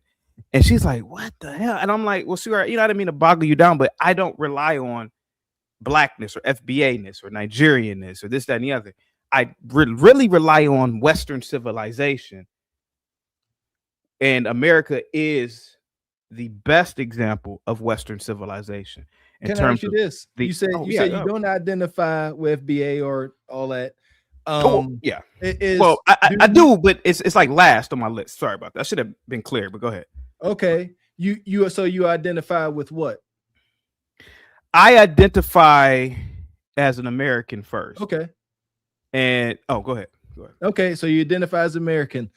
Now, you said there's no need to have these, titles, FBA, Indigenous, Afro-American, and I don't agree with that. There is a debt owed to a specific group of people. Do you think that there's a debt owed to you and your ancestry? No.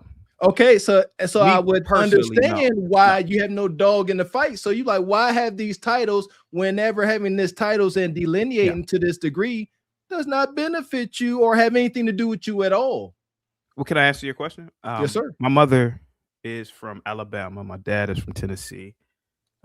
My ancestors go back hundreds of years within this country. To the best of my knowledge, we were not slaves in my family. But I have made this argument before. Listen, I am pro reparations, only because I ain't gonna turn down no money. However, I truly believe slavery was a blessing for the black man. So you gotta slow down. Okay, Is this camera on me? Yes, it's on. That's stupid. Use your common sense.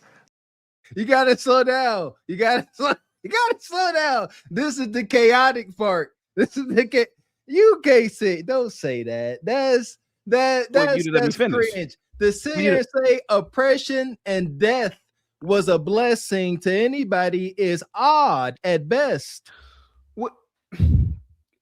To sit here and say oppression and murder was a blessing to any culture is odd at best. Well, to the best of my knowledge, the slave was more or less taken care of. According to history, a lot of slaves even bought themselves out of slavery, which I've always argued. I don't think slavery was the way it is depicted in the movies. I honestly believe that a lot of supposedly blacks probably were low-wage workers, and the United States had only existed for about 75 years. So blacks weren't in slavery under the United States of America for hundreds of years. They were only in slavery for about 70 something years. So, and what years? Give years, give dates. From what year? Yeah. Well, the Constitution was ratified in 1787, and then slavery ended in 1865. So we're talking about a little under 80 years. About documented before stuff. The United, what I'm saying, the United States of America only existed from 1770. It wasn't a totally different group of people. It was the same people. So I'm saying it ain't like you ushered them out and brought these Americans in and they took over. But I was just more or less saying the actual institution of the United States of America, right? Because before then you just had the colonies.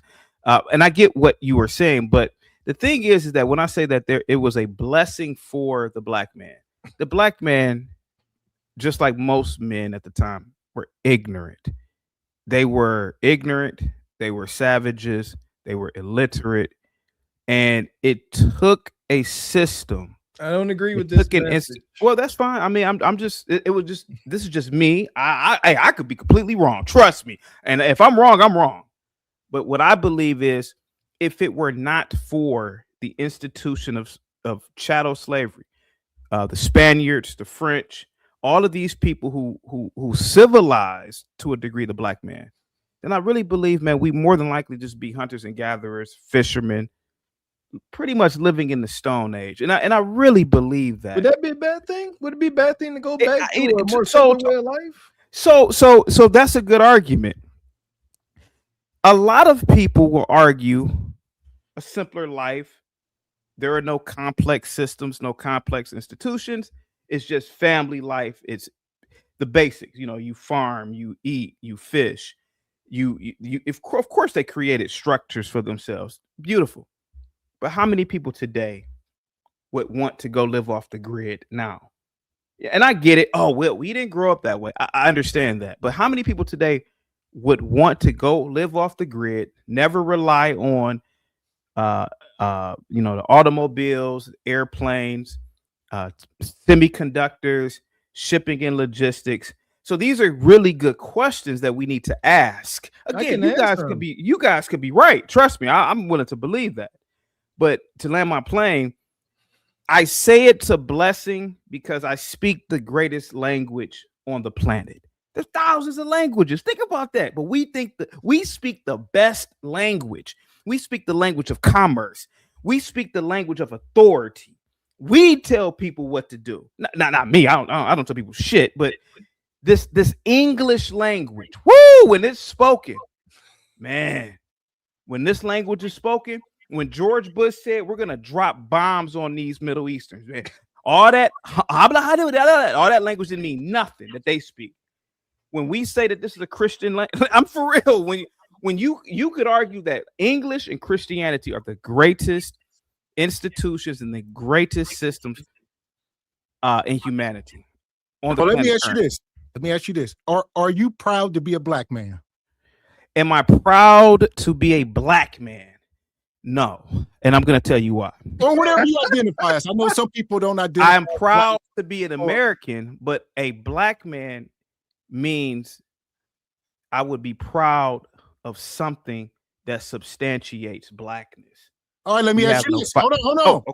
Oh, now, I was trying to answer your question. The answer is no, you ain't proud. So let me ask you this. If I was a genie and I can grant you a wish to be white tomorrow, would you take it? Hell no. Why not? You know the amount of benefits you would get. Hold on. Answer your question. Okay. Listen, your credit score gonna go up 200 points. You're gonna be able to get you a nice white woman, live in the white community. They're gonna accept you. They ain't gonna look at you crazy. I already do those things now. The horror of being white tomorrow is that I would only be the proletariat white. The idea of being white and a nobody as a white man, that's terrifying. The masses of whites are proletariats. They're not the bourgeoisie. And imagine being white and your people control major industry and you just a regular ass white dude, man. I'd just rather be black. I'd rather be, it's like this, right? I'm a small guy. I used to tell my black friends, man, why you messing with these fat ass white girls? You might as well get a black chick.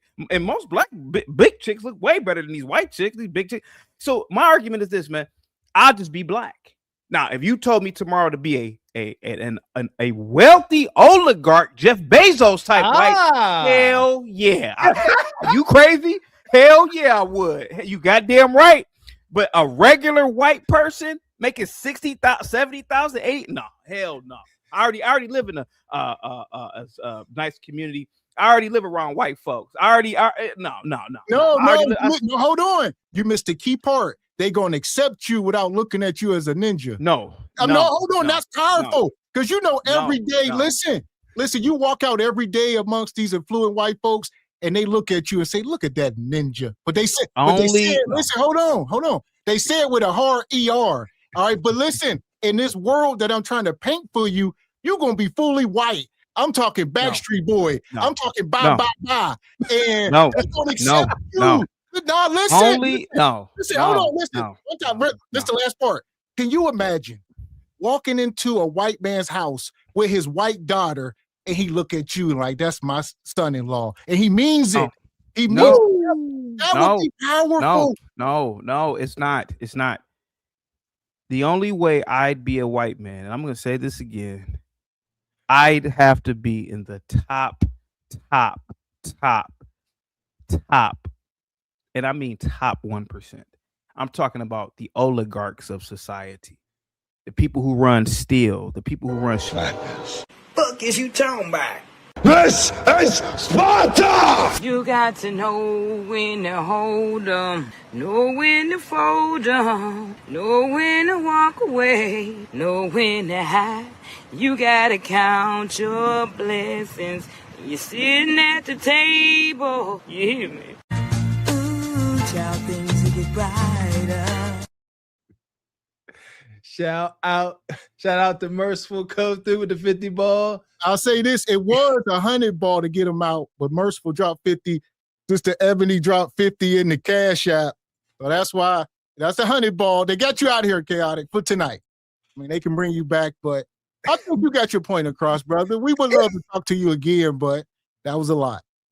Shout out to Chaotic Drew, K appears chaos. I tried to say I know a little bit of Chaotic Drew. I have referenced him before when he was on the panel talking about, dressing presentable, wearing slacks in the middle of summertime, not fitting stereotypes. I like that less hateful coolness side of Chaotic Truth. I tried to find the compliments. He gave a compliment to the sisters.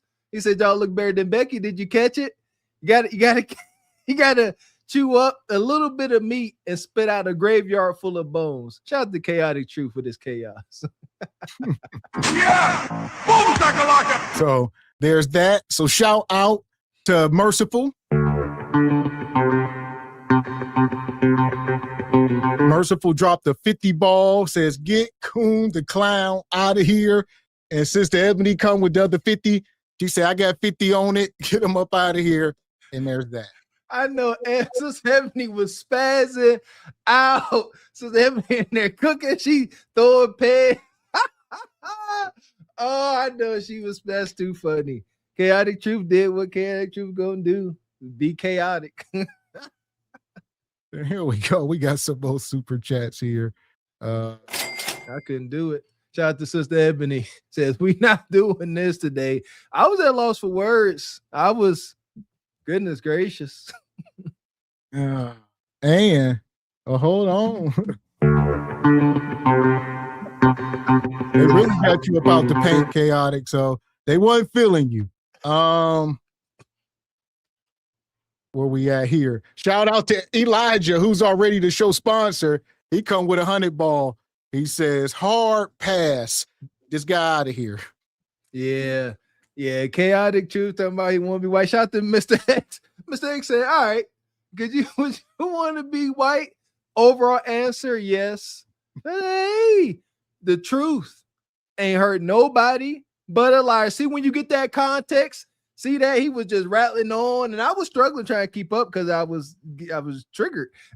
Mr. X say, okay, I hear you. Let's make this make sense. Who are you deep down inside? Shout out to Uncle Ruckus. Brother Chaotic, you are indeed the real life Uncle Ruckus. No relation. Man.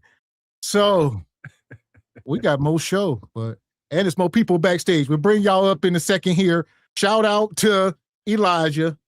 Brother Elijah, like I said, drop the 100 ball, get him out of here. Sister Ebony Dean, Merciful. So Chaotic, they packed you up out of here. Pack him up, son. Packed him up. Send him back to the mountains of Caucasus.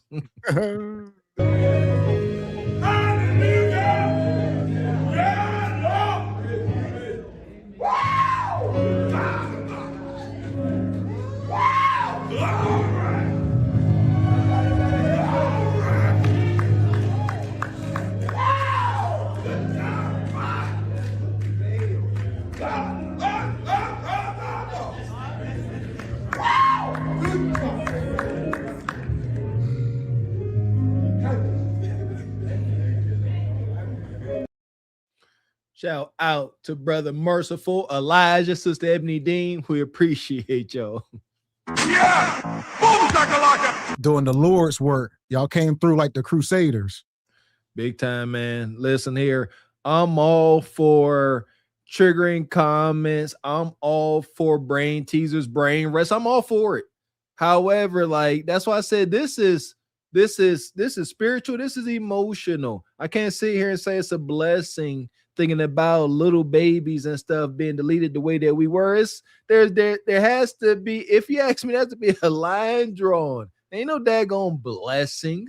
What type of blessing is that? Who needs a curse when you got blessings like that, huh? Man. All right, let's see if we can get this train back on the tracks. We've been thrown into chaos. Appreciate you, CC, coming back through with more jewels, more lovely jewels. Shout out to Brother Taylor Life. Says, this individual is what you call a clear tether. Yeah, chaotic. Appreciate you, No Contendo. says a poor white man has more passes opportunities than blacks. There you go, no contendo. Now you starting to get it. Let it flow through you. Hey, no contendo needed a more somebody up here being more of a detractor than him to really see. You see what we go through now, no contendo. You starting to feel for us, huh? Yeah, feel sorry for us. We pathetic. God, oh, this is too much. Shout out to Devil Games. Says CT was doing too much. Yeah, per usual. Oh man. Appreciate you, brother James Horton. Says walk to the door and look at the pretty flower. Man, that's all. Just look at the flowers. You like those flowers? Look closer. Shout out to brother EV. Says truth. Glazed Galaxy has a Jupiter booty short. Yeah, ain't no Jupiter booties tonight. Shout out to Mr. Beans, Uncle Beans. How you doing, brother? Come through gifting the membership. Shout out to Beans. Shout out Uncle Beans. You see what we going through up here, Beans? A lot. We trying, Beans. We trying. Shout out to Emmanuel. Been a member for 7 months. Says I was more triggered when he said we were savages. Yeah, I've heard. See, shout out to YouTube. This is how I got introduced to this space, to these wild talking individuals, the Chaotic Truth, the Fight Club alumni. Like they wild, they say some wild stuff. Listen, y'all see me, like Mr. Walker said, I ain't flinched. So if you gonna come, I can match energy. I give it back to you, but yeah, I ain't about to be rage baited. that was something else. Shout out to OG Richard becoming a member. Appreciate you, man. Appreciate you, OG. Yeah! Boom, shakalaka! Shout out to K. Hiding Truth come through. He says the plantation is calling. Appreciate you, brother. Like I said, come back. We up here every Wednesday, sometimes Monday, just depends. Wednesdays and Mondays, we be over here cooking. I want to go have a cookout at Chaotic. Give me an invite. I want to have a cookout. I'm gonna get drunk and act a ninja. I'm gonna get you kicked out your neighborhood. God, in the meantime, before we get back into it, I see somebody else backstage. Another favorite, Mr. 40 in the house. Oh boy. Got a hard act to follow. You can get some feathers ruffled too. I don't know if you could beat that, and then good luck. I don't try to ruffle feathers on purpose. But they did have AI recreate, I guess, Mansa Musa from some DNA they found. Came out looking like Kanye. So let's get started. Don't know nothing about that. No con Mansa Musa. Hey. What's your take? Let me get you. What's your take on our thoughts so far as the whole FBA, lineage, and is this stuff really important, and delineating all that? What you got? Way I see it, for racism to make sense in America, I think the roles had to be reversed at some point in time. I ain't saying the whole time, but at some point we did that to them and they got the upper hand and they got their lick back. Oh, you think at some point we were oppressors? Yeah, we was massive. I've heard this before. Darius now was making all kind of beige little workers / mulattoes. I think that's where House Negro came from, because they was inviting their little beige kids in. Like, dang, I shouldn't even hear like that. Yeah, the problem is, my only problem with that is people want to go back thousands of years to try to find anything remotely close. The stuff we are talking about. You got to go back. Listen, a lot of this stuff we are documenting in modern times. There are people that come up on our panel that talked about picking cotton. Like, granted, we could talk about something from many moons ago. It gotta relate to at least modern times. With the arrogance of white people, you think it wouldn't be one slave boat museum? They didn't say one boat. They went and got millions of people allegedly, and they didn't say one boat to rub in our face about it. Nothing, no proof. You ever seen one? I seen a squiggly drawing in a history book. I'm just saying, we was already here. They try to detach us from the land so they don't have to pay us back. If they got us thinking we Africa, we ain't gonna stake no claim for America. They know we tribal. It was 100+ different tribes here fighting and trading and Some of us got along and some of us we ain't mess with. Kind of like now. It's tribes you get along with and some tribes you run across you ain't gonna mess with. You probably won't even get out your car around. You see that tribe out there, maybe go to a different establishment. And we recognize that, but other people don't. And as far as delineating, yeah, we need to delineate because Tethers be doing some foul stuff sometimes. And people that ain't in the know don't know. Like regular white people don't know. They just see a nigger or they just see a black person, my bad, or a person of color or a brown person or however you want to say it, They don't really see that may be an islander or they may be somebody from Africa or somebody that was from Sudan that may have seen some horrible things and got to London and then to Canada and came to America somehow. It's different routes people take, to get here for some reason. And I think they don't see our struggle because it's a little easier for them when they come here compared to the circumstances they came from. So they don't understand, like why we got it so difficult. Well, I don't just think it's, they don't see our struggle. You got to be educated. It is history. If it's not taught to you or presented to you, you don't know. It was some white dude on YouTube claiming himself to be a historian said he had no idea, what the Tuskegee experiment was. Wow. Things that are common, we consider common knowledge as a part of our lives and experiences. White folks are some are oblivious to it. Some of these foreigners, they're oblivious. They don't know nothing about strange fruit. They don't know because it ain't being displayed on TV, and America didn't broadcast it across the ocean. So they really think we just lazy. A lot of Europeans know the truth, though. They know our history better than we do. Like, they know this our land. They got some of the paintings that got us in royal garb and white people actually out there working and polishing our shoes and you name it. I mean, Russia do it all the time. I think that's why they don't like Russia, because again, Vladimir Putin, he'll be in a meeting and you look behind him and just look at the painting sometime. Mm-hmm. You see black royalty, black kings and queens, because literally this up to a certain point, it was number of black people on this planet. They never found a lost white tribe nowhere.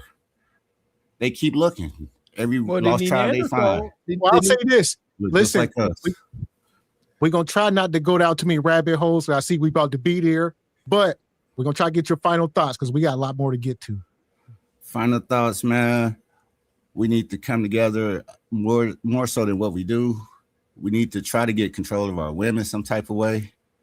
I mean, they could bring DV back, not abuse, just light DV, correction, discipline. If he abusive, lock him up. But, if he was just giving us some correction, trying to give us some instruction, that's fine. Because at this point, just regular talking and a good example don't do it. Women women don't like good men because they unintentionally make them accountable. They be feeling bad when they with a good nigga. Like, damn, this nigga find out I ain't ish. I got to shower every day. I got to get a job. You can't beat Bonquisha. I can't be around this ninja. I'm going to go get Nug. He don't care as long as I'm bagging it up. There you go. Leave Nug to Bonquisha. Don't be trying to correct her. You just said it. You can't correct them. I don't care. No threats. No hands-on approach. Other countries, man, they're allowed to, put hands and feet on their women. I just say we get a little light DV, no abuse. Again, no abuse. I ain't saying nobody should be abused or, harmed for no reason, but some good correction and discipline. I'm telling you, to put us back on course. Well, I'll say this. All right, those are Mr. 40 thoughts. We don't approve that message. All right, well, those are his thoughts. They don't reflect us or our channel. Appreciate you, man. Appreciate you, brother. Salute, man. All right, so here we go. All right, I thought we was getting back into it, but unfortunately, Mr. Wilson pulls up. So, what could you possibly have on this subject? Okay, now the one first I want to say hi, everybody. Love you, SBC Nation. Mr. Walker, I'm still waiting on my PhD from SBC, but I know you will get to it when you have the time. Yes, sir. I apologize for the delay. Yes, sir. Now, just some of the stuff I was hearing. Now, do you guys doubt that we were slaves on a ship? Is that what I'm hearing? I believe that very few of us made that voyage, and a lot of us, if not most, were already here. I was muting you up, Mr. Wilson. We was getting a little feedback, but go ahead. Is my fan too loud? No, you're good now. Yeah, I think that was it. It sounded like a fan or something. So okay, let me try to get back from the fan. But no, so the reason I say that real fast, because I know you guys got a lot of show. All jokes aside, guys, you guys know I'm old. My great-great-grandmother was born a slave. And there's a picture of her holding me when I was a baby.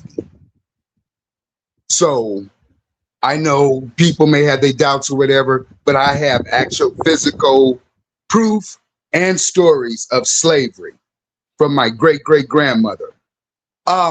With that said, like you said, Mr. Gavin, let's talk about today. Now, guys, you know I believe in Jesus Christ. And that's okay, right? Amen. I said all of that to say this, guys. Every now and again, I'll throw out tidbits. And there's so many things in the Bible.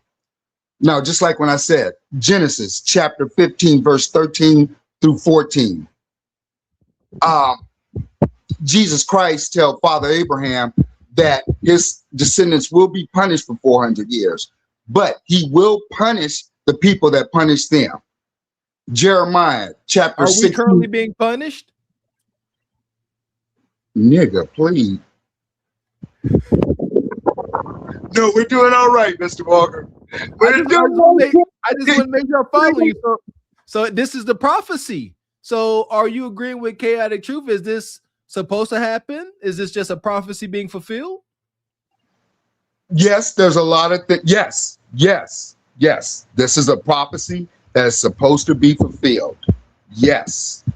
But now, oh no, that's if you believe in the Bible. Yeah, that's if you believe in the Bible. Now, like me, I have faith, and what I'm waiting on is Jeremiah 16, verse 14. Because here's the deal. If those people in Israel right now are the true Jews, how come they need America guns and bombs to take over the land? See, when you read the Bible, God's going to take us and restore the land to us. We won't need nobody's guns or bombs. But I don't want to get too religious or whatever. But the one thing I do want to say, the one thing I do love about you guys are young and you do have a passion to do right. And I know you have faith. It's just, I don't blame you for your doubts, especially with all the crap that has come down the pike all these centuries. But all jokes aside, and I said it before, 2 Corinthians chapter 7, verse 14, when my people, which are called by my name, turn from their wicked ways and seek my face, then I will hear from heaven. What we have to do is, like I said before, there's no way we're going to have any kind of camaraderie. We can talk about that young man being killed. We can talk about all the people deleted. I'm sorry, I didn't say the. We can talk about all the people deleted. But if we don't talk to each other and we delete each other more than the stories we're talking about, we're just talking. Okay, let me ask you this real quick. I want to get your answer. I know you are a Christian. You believe. What is your opinion on people of other religions? You know, Muslims, Buddhists, or whatever.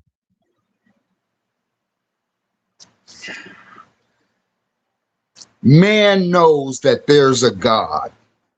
And the thing about other religions, those other religions, they are trying to find a way to God. So here's my question: Is Mr. Pai Mei, Mrs. Pai Mei, and all their babies destined to Hades because they have a mantle of Buddha? Not all of them. No. See, some people will be saved out of those religions. We're talking about some deep. Jesus Christ, we're not going to get on how. It was yesterday. I want go ahead. 30 seconds. Some people from other religions will be saved, but I will be straight. I'll bring it straight to you. Donald Trump is going to hell. Lindsey Graham is going to hell. All right, let's stay away from that. Let's stay away from that. We're on YouTube. Donald Trump going to heaven. We don't know. What else you got? Donald Trump is going to hell. We don't know. All right? We ain't God. You ain't God. The Bible? You want to go down the Bible? Hold on. Psalms 107, Psalms 101 and 7. A liar shall not tarry in thy sight. Now tell me one time Donald Trump ain't told a lie. Listen, we on YouTube. I don't know. That's what I'm saying. We're talking behind the scenes every day. Well, listen, Mr. Wilson. Do you like, Mr. Wood, do you like this platform? You like coming up here talking with us? We enjoy you. We want to continue doing this. All right. Hit us in the email. You want to talk about the ruler of the free world and stuff, because they be shutting this down. We'd be going bye-bye. Go ahead, go off. Go ahead. Oh, we're Mr. Walker, Mr. Esco. Remember when Mr. Wilson up there talking about that big orange wild individual? Call him that. Say orange wild individual. They don't know who that is. We know who it is. So there's certain names I can't say right now? Not when you say something derogatory. All right. Oh, okay. We censored. It's YouTube. Okay. I got it. Most Republicans will go to hell. And that's because they follow the... All right, Mr. Wilson. We know that this is one of your all-time favorites.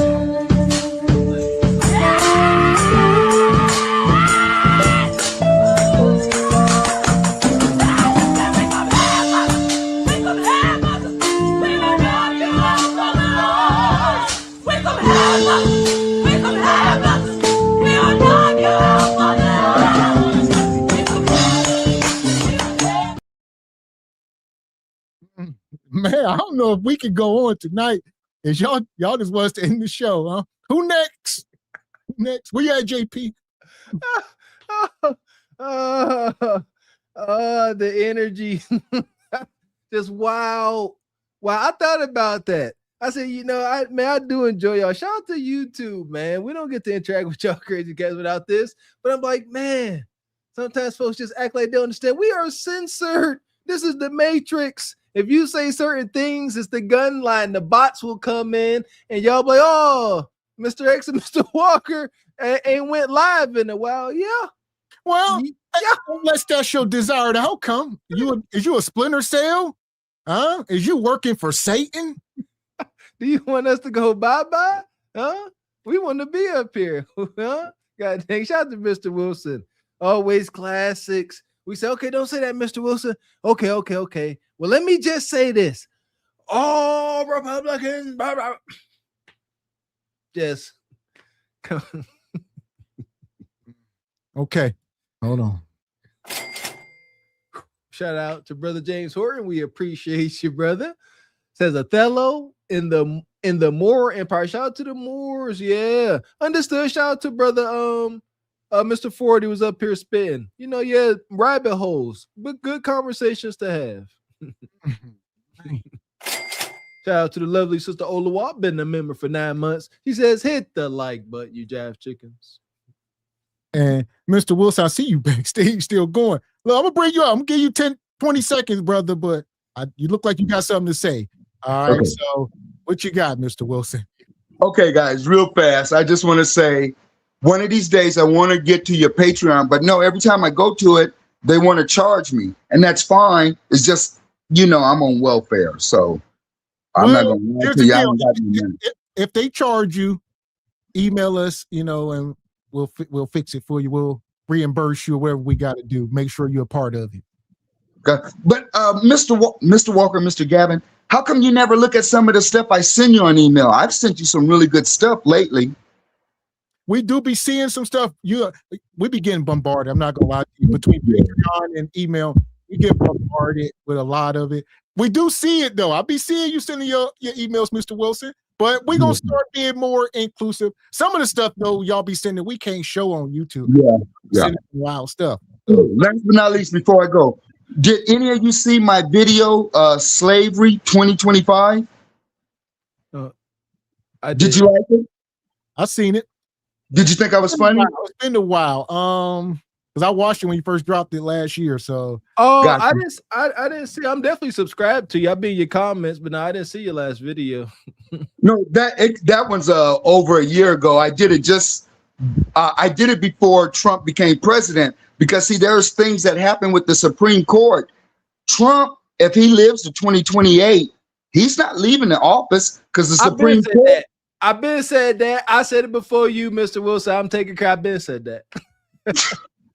But listen, Mr. Wilson, you came back up here just to try to go down another rabbit hole, and somehow y'all always get Mr. Walker. So I got to stop all of y'all. Y'all be trying to breadcrumb Mr. Walker into a rabbit holes and all that. I like a little chaos. Love you guys. Appreciate See you, it. Mr. Wilson.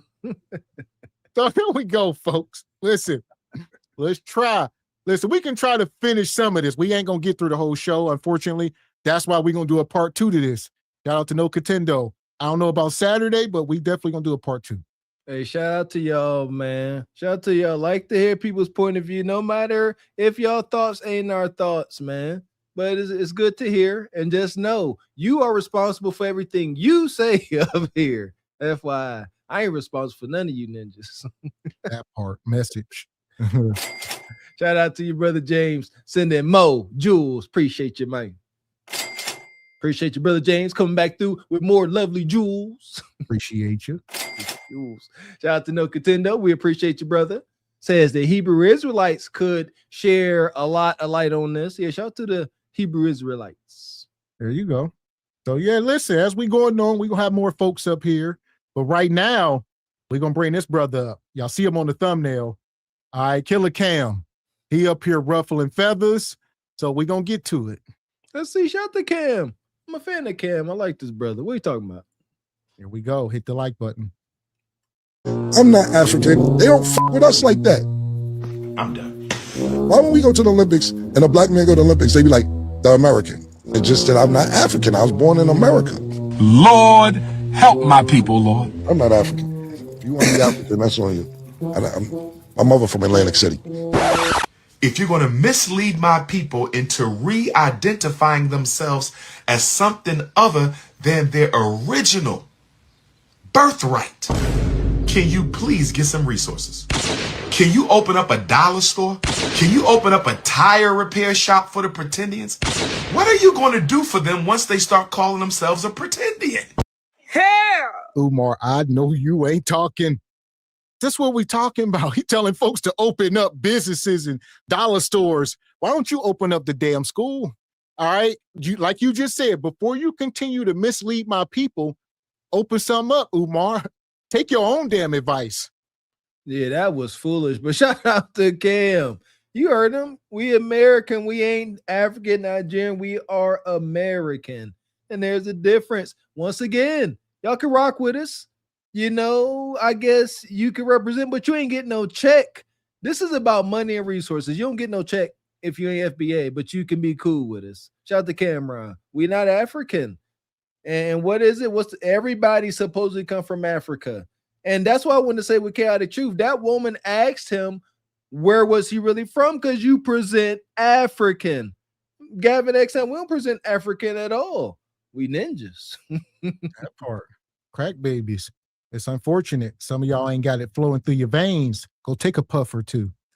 There you go. Or you not. You don't want this journey. Well, listen, we ain't done with this Cameron madness. Shout out to O'Shea.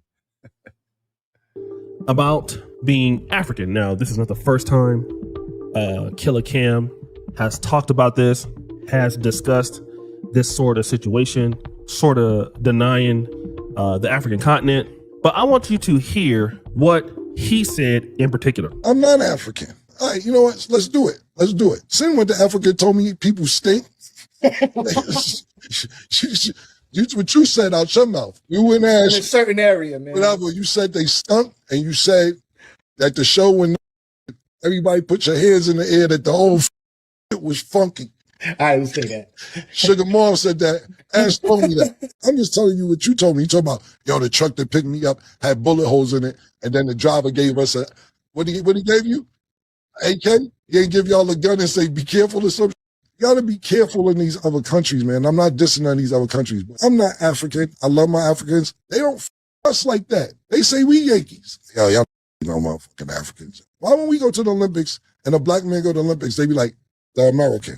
What's wrong with being African? Ain't nothing wrong with being African. It's just that I'm not African. I was born in America. Are you black? Yeah, I'm black. You just black. I'm a black man. Shout out to my Africans. I'm not African. And my mother from Atlantic City. Now, I also want to play somebody with the reverse opinion, such as 19 Keys. And hold on, who is this brother here? It's like he's trying to coerce him, you know, and like Mr. Walker, and we've been saying, Sister Ebony Dean, it come down to reparations. So yeah, they want to, you know, try to classify you all into one group and bunch you in, and no delineation. There's no difference between y'all, even though we don't all speak the same language or anything. It's just, we don't identify. There's not that struggle there, as Mr. Walker says. This dude, what are you? You just black? You ain't African? It's like, stop trying to put stigmas on people. We all heard how Chaotic spoke so nonchalant about reparations. He stated, I ain't gonna turn down no money. That is not the end. It's a debt. It ain't, you see?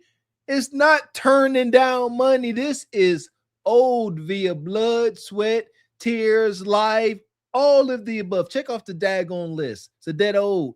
It ain't just, I'll take it. See what I'm saying?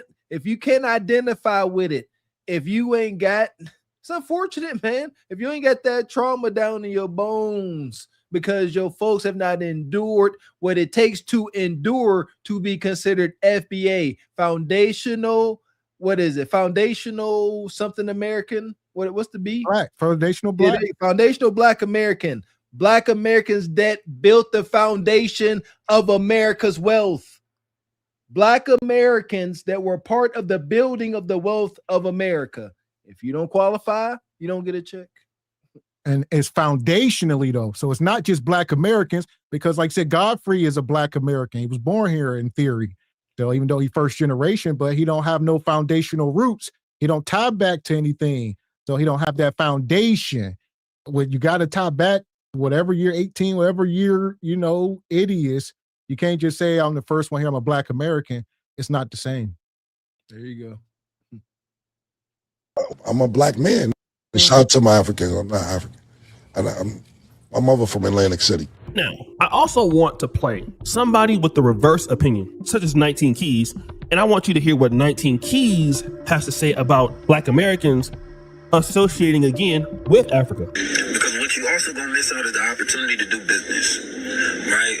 It's a very simple, logical thing. All of the resources are in Africa. They're not in America. All the you can think about your ego can take you wherever you want to. Your ego is not the resource to build a nation. Your ego is not the resource that's going to change reality. No, you actually need resources and you need allies from all across. Let's talk about Cameron's response. Now, first of all, there were some jokes about the disorganization and poverty of the African continent. There was some jokes about people smelling. There was also some commentary about an AK-47. But ultimately, his commentary was, they don't really mess with us like that. Now, again, this is Cameron living in New York City, where you have a lot of Africans there, especially amongst them, you know, Harlem, where he's from. There's tons of Africans or migrants there. And so he said he got love for them, but they don't F with us. So largely his claim is, from what he sees, they not like us. They don't want to have a relationship with us. Now, I've heard also people on the other side, and I could agree that Haitians say the same thing. They don't really like us. Jamaicans say the same thing. Africans say the same thing. So the same argument is on both sides, okay? And I largely believe that both people are telling the truth to a certain degree, right? And like I say, a lot of this, you know, is just, I think, systematic as well, you know, on a larger scale to try to keep us all against each other. But there's that, you know, so these things have been going on even long ago in Africa. It's how a lot of stuff started, going to these different tribes. Hey, going over to them, tell them, hey, the Tutus got a problem with you. They over there talking mess, and divide and conquer. And that's where we at. Delineation. Shout out to Sister Ebony Dean. You know, it's okay that we delineate. Everyone else does. Everyone else sets themselves apart, man. See, this social media get on my nerves. I like 19 Keys. I like some of the stuff he say, man. Folks get canceled so easily. Now he up here. I don't know. what's wrong with FBAs wanting to delineate? My theory is, like 19 Keys said, how I somewhat acknowledge we don't have the resources. But there you go. That's why we asked for that's why we are demanding reparations. Resources were withheld and or taken from us. And the thing is, it's a lineage to this land. So can you imagine if a black Jamaican like No Contendo, and we would say, you ain't Jamaican, you African, you know, this and that. I mean, even if you might, for the sake of, you know, trying to cut your nose and spite your face, you might try to go along with it. But if you ask the average person from any of these countries, they're going to identify with it. That's all FBA is we here. We are foundationally Black Americans. We are not from Africa. Maybe, you know, lineage, obviously. Like, that shouldn't even be a question. When people try to be literal about it, like, what do you mean you ain't from Africa? If you take an ancestry, long ago, your people come from there. Nobody's ever disputed that. But foundationally Black is our lineage here for the people that are foundationally Black. And there you go with that theory that we all come from a woman in Africa. Granted, well, we all African then, right? There you go. In the comment, we all African. Ain't no European, ain't no type. We just all African. All of us. DNA says it. Every last one of y'all. People, okay? Doesn't mean that your bad experiences is everybody, but that's happening. It's always happened on both sides. Secondarily, when you listen to 19 Keys, the motivation from him to go to Africa is he gets something from it, all right? Now, no disrespect to 19 Keys, but when you're somebody like Cameron, in your career, you've never needed Africa to do anything. I mean, you're from Harlem.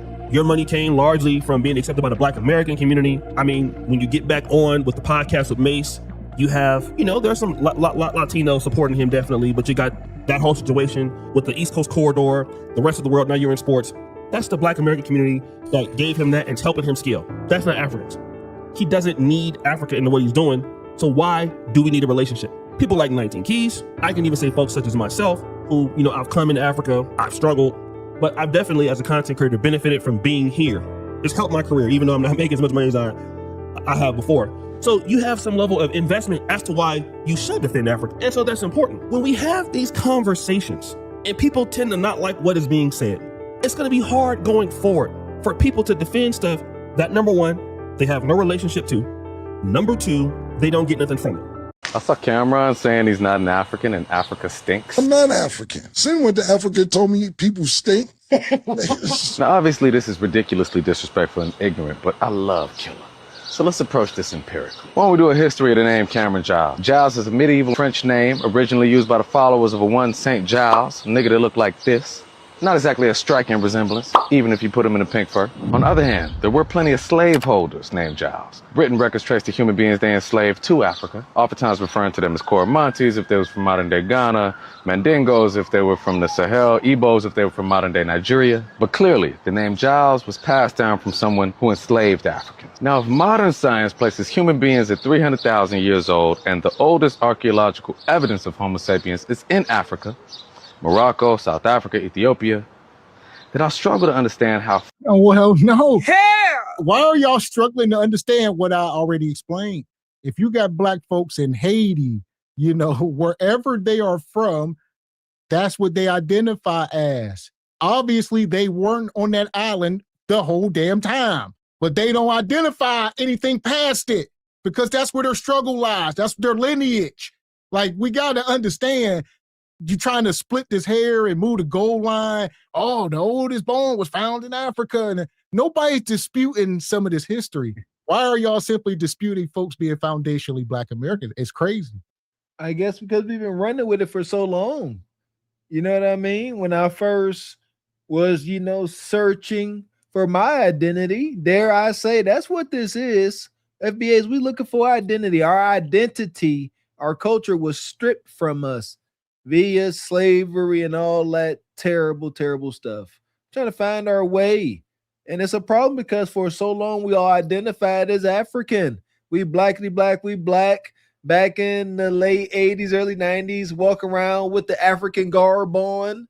Trying to find our way, man. And we are getting closer and closer, and it's making sense again. But how dare you downtrodden disenfranchised ninjas try to separate yourselves. That's the energy I'm getting. Man, it's amazing. 500 years here erases 299,500 years in Africa. Culturally, you resonate with America. Fine. That's a nationality. You may have European or indigenous blood, but your ancestral origin is overwhelmingly African. Take a DNA test. You tell me what it says. I can see Killer being like Cherokee, but you finna have a lot of Nigeria in there, my guy. Don't get mad at me because I love Cam. But like Africa stinks, come on. I mean, it stinks everywhere, nigga. My dogs will shit in my backyard. Now my backyard stinks. And that's another thing. Like you said, we done found out these ancestry tests are scams and all of that. Like I said, a lot of those countries, didn't even exist that long ago. You know what I mean? A lot of these countries were just made in the late 1800s after the Civil War. That's when a lot of Africa was carved up to what we know today. So white man just giving you what he want to feed you. It's his agenda. Shout out to Vic Mensa. I think I got a superpower of chewing up the meat, spitting out the bones when it comes to these folks' message. Look at his shirt. I detest that shirt. But some of the stuff he be saying, makes sense when it comes to spirituality. I urge folks to recognize their lanes.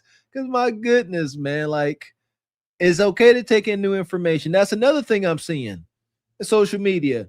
Folks got a position, they got a stance, they ain't moving.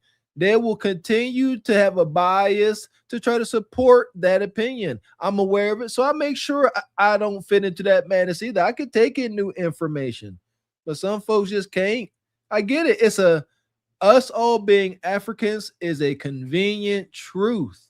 My question is, where is that getting us? There you go. So for that, we're going to roll this ninja into the pit tonight. Bye, Vic. Fuck is you talking about? This is Sparta! You got to know when to hold 'em, know when to fold 'em, know when to walk away, know when to hide. You gotta count your blessings. You're sitting at the table. You hear me? Ooh, child, things will get brighter. Yeah, I want somebody to touch on that note that we all come from Africa, so we all Africans, white, whatever, Puerto Rican, Indonesian, whatever, we all Africans. Now where are we? So come on, where we at? What's the now what? God dang it, we all come from Africa, we all Africans. So what's with all these other different nationalities and races? What we doing? Because if they start digging too deep down the rabbit hole, they're going to find out that we are more indigenous than we were, like I said, coming across on some boat. And too many truths will come out. So they try to dumb it down as much as humanly possible. And a lot of folks just go along with it. My folks ain't come on no boat. I tell you that. It ain't in my spirit. I'm claustrophobic. I didn't choose to be that. It don't make no sense. Being claustrophobic don't make sense to me. But I can't stand being in confined spaces. I'm a crash out. My folks wouldn't know no damn shit. God dang, I was already here. That part. Yeah! So here we go. We talking about not like us. We ain't done. All right. It's already been a jam-packed show. We got more. Oh, here we go. Dr. Umar, incoming. I just had a run-in with a guy who thought I was a black man.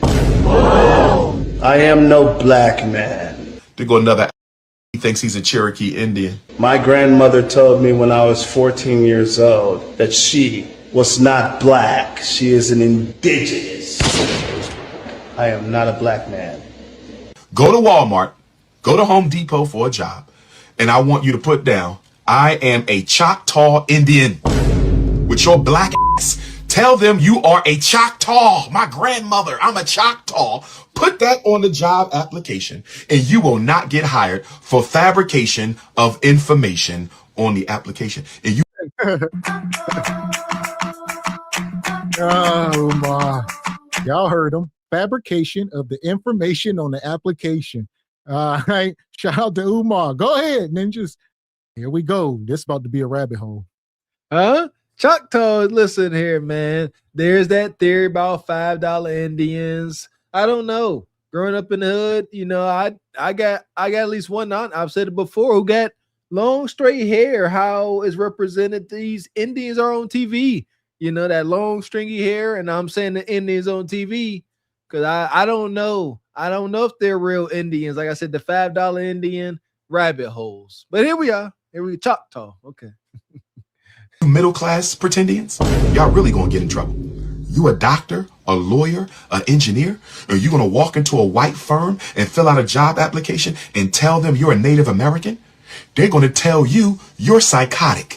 You're gonna be diagnosed with a psychotic disorder, and they're gonna take your ass to the emergency room at the hospital for psychiatric screening. Go ahead. Keep playing games with these white folks. Go ahead. Go ahead. Keep listening to these damn YouTubian pretendians. Go ahead and see what happens to your life. Marcus Garvey was a decoy to lead Native Americans. I'm not a Native American. Let me. Yo, hold on. Sister Ebony, why Umar go off camera and come back on sniffing like that? Pretendians, go ahead and see what happens to your life. Umar, he had to cut that part of the video out. We don't know what he did allegedly. Might be a little nort, but allegedly. Oh, Umar. What is his debate? What is his rebuttal to us being indigenous or native? Why is that so hard to grasp? Shout he's African. Umar motherland wasn't here. We came here on a boat, according to Umar. What about the history of the Moors being here? What about the images in these tombs, the images on currency? Like, what are we talking about? We just deny. That's what gets on my nerves with our culture. We deny the most powerful aspects of who we truly are, and we grasp hold to the darkest parts. Shout out to White Man and his plan going very well for him. Marcus Garvey was a decoy to lead Native Americans. I'm not a Native American. Let me get you off here. There go another African. He thinks he's a Cherokee Indian. Here's what I want to say to my indigenous, Aboriginal, Native American Africans. All pretendians, listen to me. All pretendians. If you are a fake Native American, I need you to listen to me really well. All pretendians, all Aboriginal, indigenous, I'm not from Africa, American Negroes. Listen to me really well. I need you to listen to me. All pretendians, listen. When are you going to get some Native American resources for our people? Because all I keep hearing about is names and titles. Where are the resources? I'm challenging the pretendian community. I pretend to be Indian. I'm challenging the pretendian community. I pretend to be Indian. I'm challenging the pretendian community to get some Native American resources for our people. Can you please do that? Because all I'm hearing about is a whole bunch of words and titles and name changes. Where are the resources for the pretendian nation? My Cherokee, where are the resources? Because telling our people to call themselves Cherokee ain't fixed no problem in America yet. Telling our people to call themselves pretender ain't fix a single problem we have. Where are the institutions? Where are the resources? Where are the opportunities? Hell! Where is your school?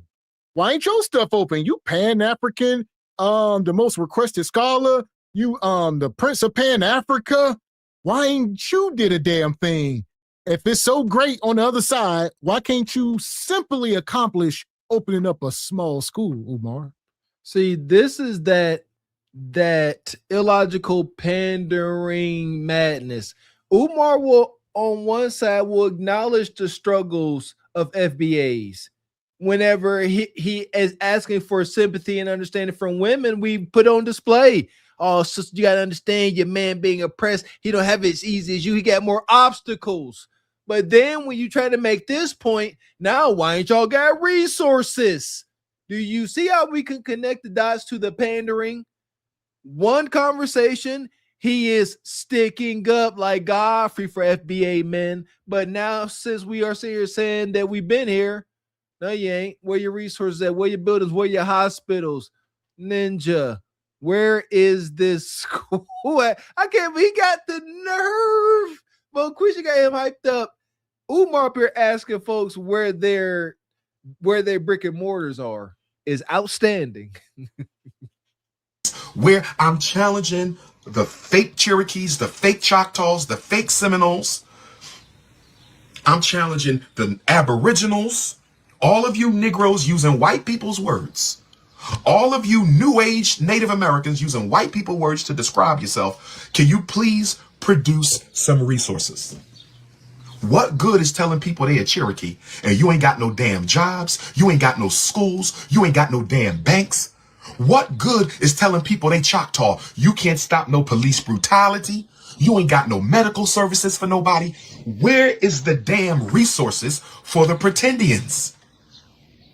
Where is the Aboriginal Native Black Medical Center? Where is the Indigenous Aboriginal University? Where is it? Where is the Pretendian Cherokee Employment Center? Where are you solving our people's problems with these damn labels?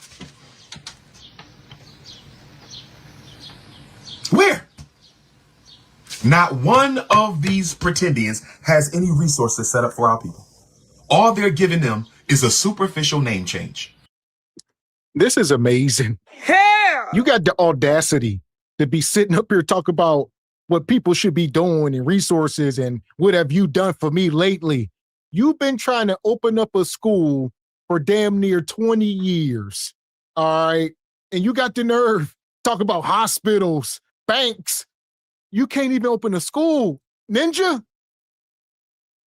It's driving me insane. I lost my daggone train of thought. Like, that's it. He keep asking, how's it benefiting us and that we're native, that we Choctaw? I asked the question first, Ninja. How's it benefit us saying that we're African? We've been doing that for a while, and that ain't got us absolutely nowhere. And we keep saying it. We have seen, too many of us have been around Africans, folk fresh from the motherland, and we all got stories or experiences where they look down on you because they don't know what you've been through. We can't sit here and claim something that we ain't. The real Africans don't mess with it. That's what Cameron was saying. Is that a hidden thing? I was gonna say, or they looking to exploit us. That's what Umar don't understand. So they want you to, identify as African, then to have this bleeding heart for people when they put the video on and tell you for just 25 cents a day. And they want you to have this bleeding heart. They want our music artists to go there and do concerts for free because we identify. Y'all are people. Even though we got issues here, y'all want us to put y'all stuff on the forefront. And it's a one-way street. We get nothing in return. There you go. Thank you. No more one-way streets. Daggone right. Yeah, I remember being a little kid in the projects, going hungry, eating noodles, no packet, and seeing that little African kid talking about 10 cents a day. I'm like, 10 cents my foot? I need 10 cents a day. No Merc. A superficial name change. That's it. If I'm wrong, can somebody tell me? If there is one pretendian community in America, can I please have a physical address? If there is a single pretendian community in the United States, can somebody give me a physical address? If I'm wrong, I will donate to the Pretendian Credit Union. Can somebody give me the physical address to the pseudo-Cherokee Nation? I need an address to the Pretendian Cherokee Nation, the Pretendian Choctaws. Where is your land? Where is your institutions? Where is your army? You're telling our people to stop being African and come be a pretendian, and you don't even have a damn hot dog. Can they get a hot sausage with some relish and sauerkraut from your ass?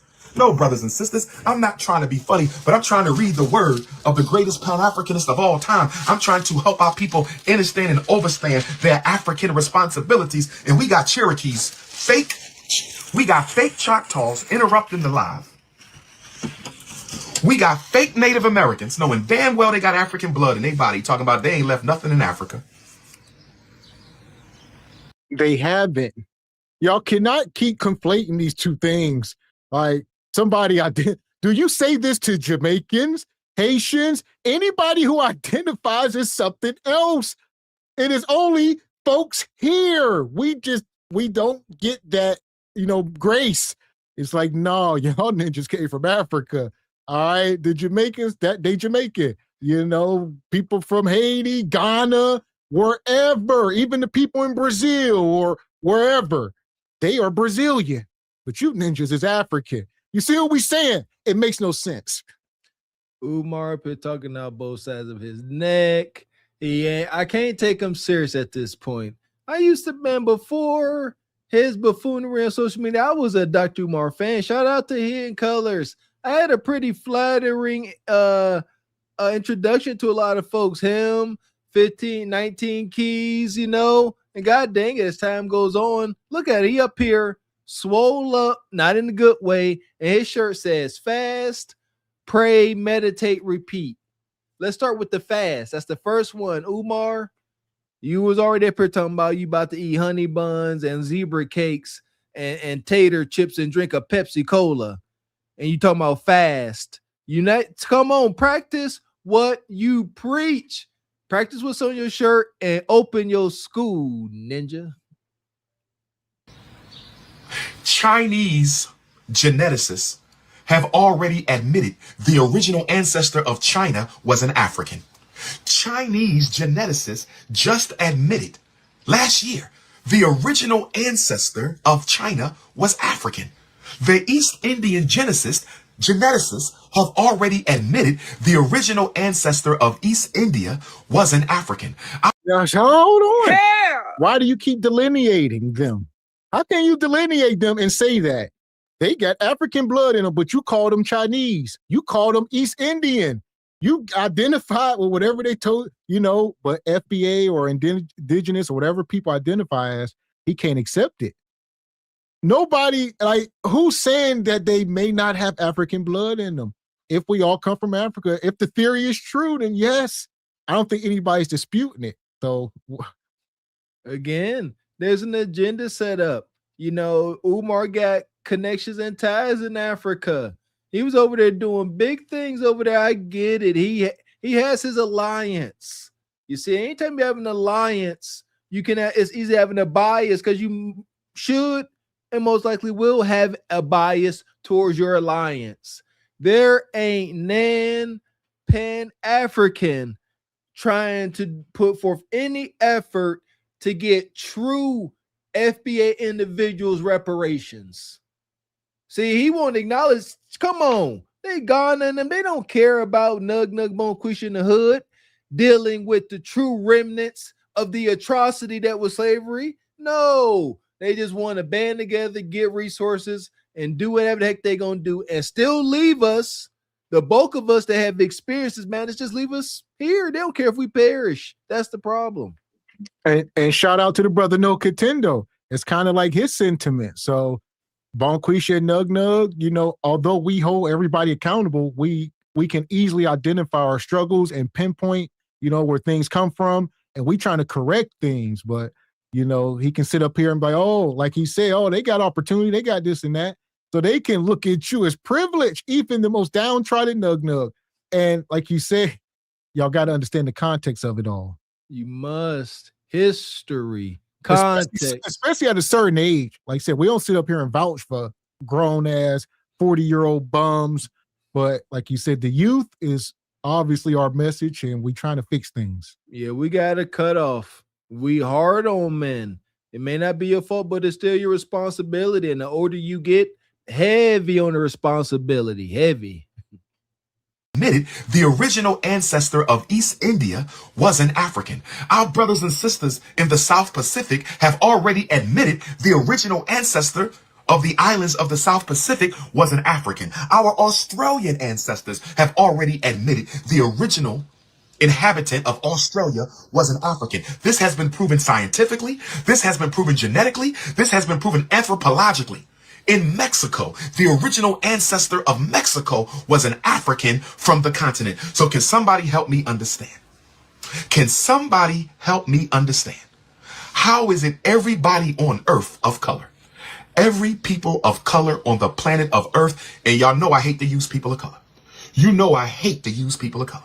You know I hate to use people of color. But brown people say their first ancestor was an African. Red people, their first ancestor was an African. Yellow people, their first ancestor was an African. But you mean to tell me the ones who look the most like the African, which is the American African, you look just like my Nigerian brothers and sisters. You look just like my Ghanaian brothers and sisters. You look just like my Congolese brothers and sisters, but yet you not from Africa.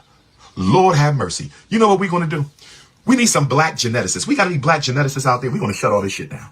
Where are the black? We need to have a black geneticist conference so we can shut down all this delusional, utopian, self-hating rhetoric. We need some black geneticists out here so we can shut down all this delusional, utopian, ridiculous nonsense. Fuck is you talking about? Yeah. So, Sister Ebony Dean, I see you in the chat. You know, what's that? Ethnogenesis. So, ethnogenesis is the process by which a new ethnic group emerges, forms, and develops a shared identity. Says this happens through an internal self-identification or external classification by other groups, often driven by shared culture, language, historical experiences, or migration. Okay, shout out to Sister Ebony, always coming with that knowledge. Ethnogenesis. Again, we all come from Africa. He just keeps saying the same things over and over again. Say every person of color come from Africa. Okay, every brown person, Indian, Pakistani, all that. Yes. Now, again, where are we? What does that do for us? And shout out to Chaotic. I ain't even gonna put the truth or just Chaotic. See that? Like I said, I forgot what I was gonna say. They have no skin in the game.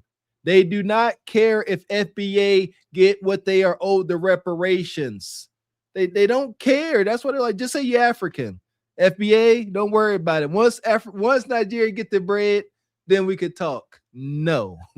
And that's what I'm saying. And a lot of this rhetoric simply just, lets people off the hook for a debt that's owed.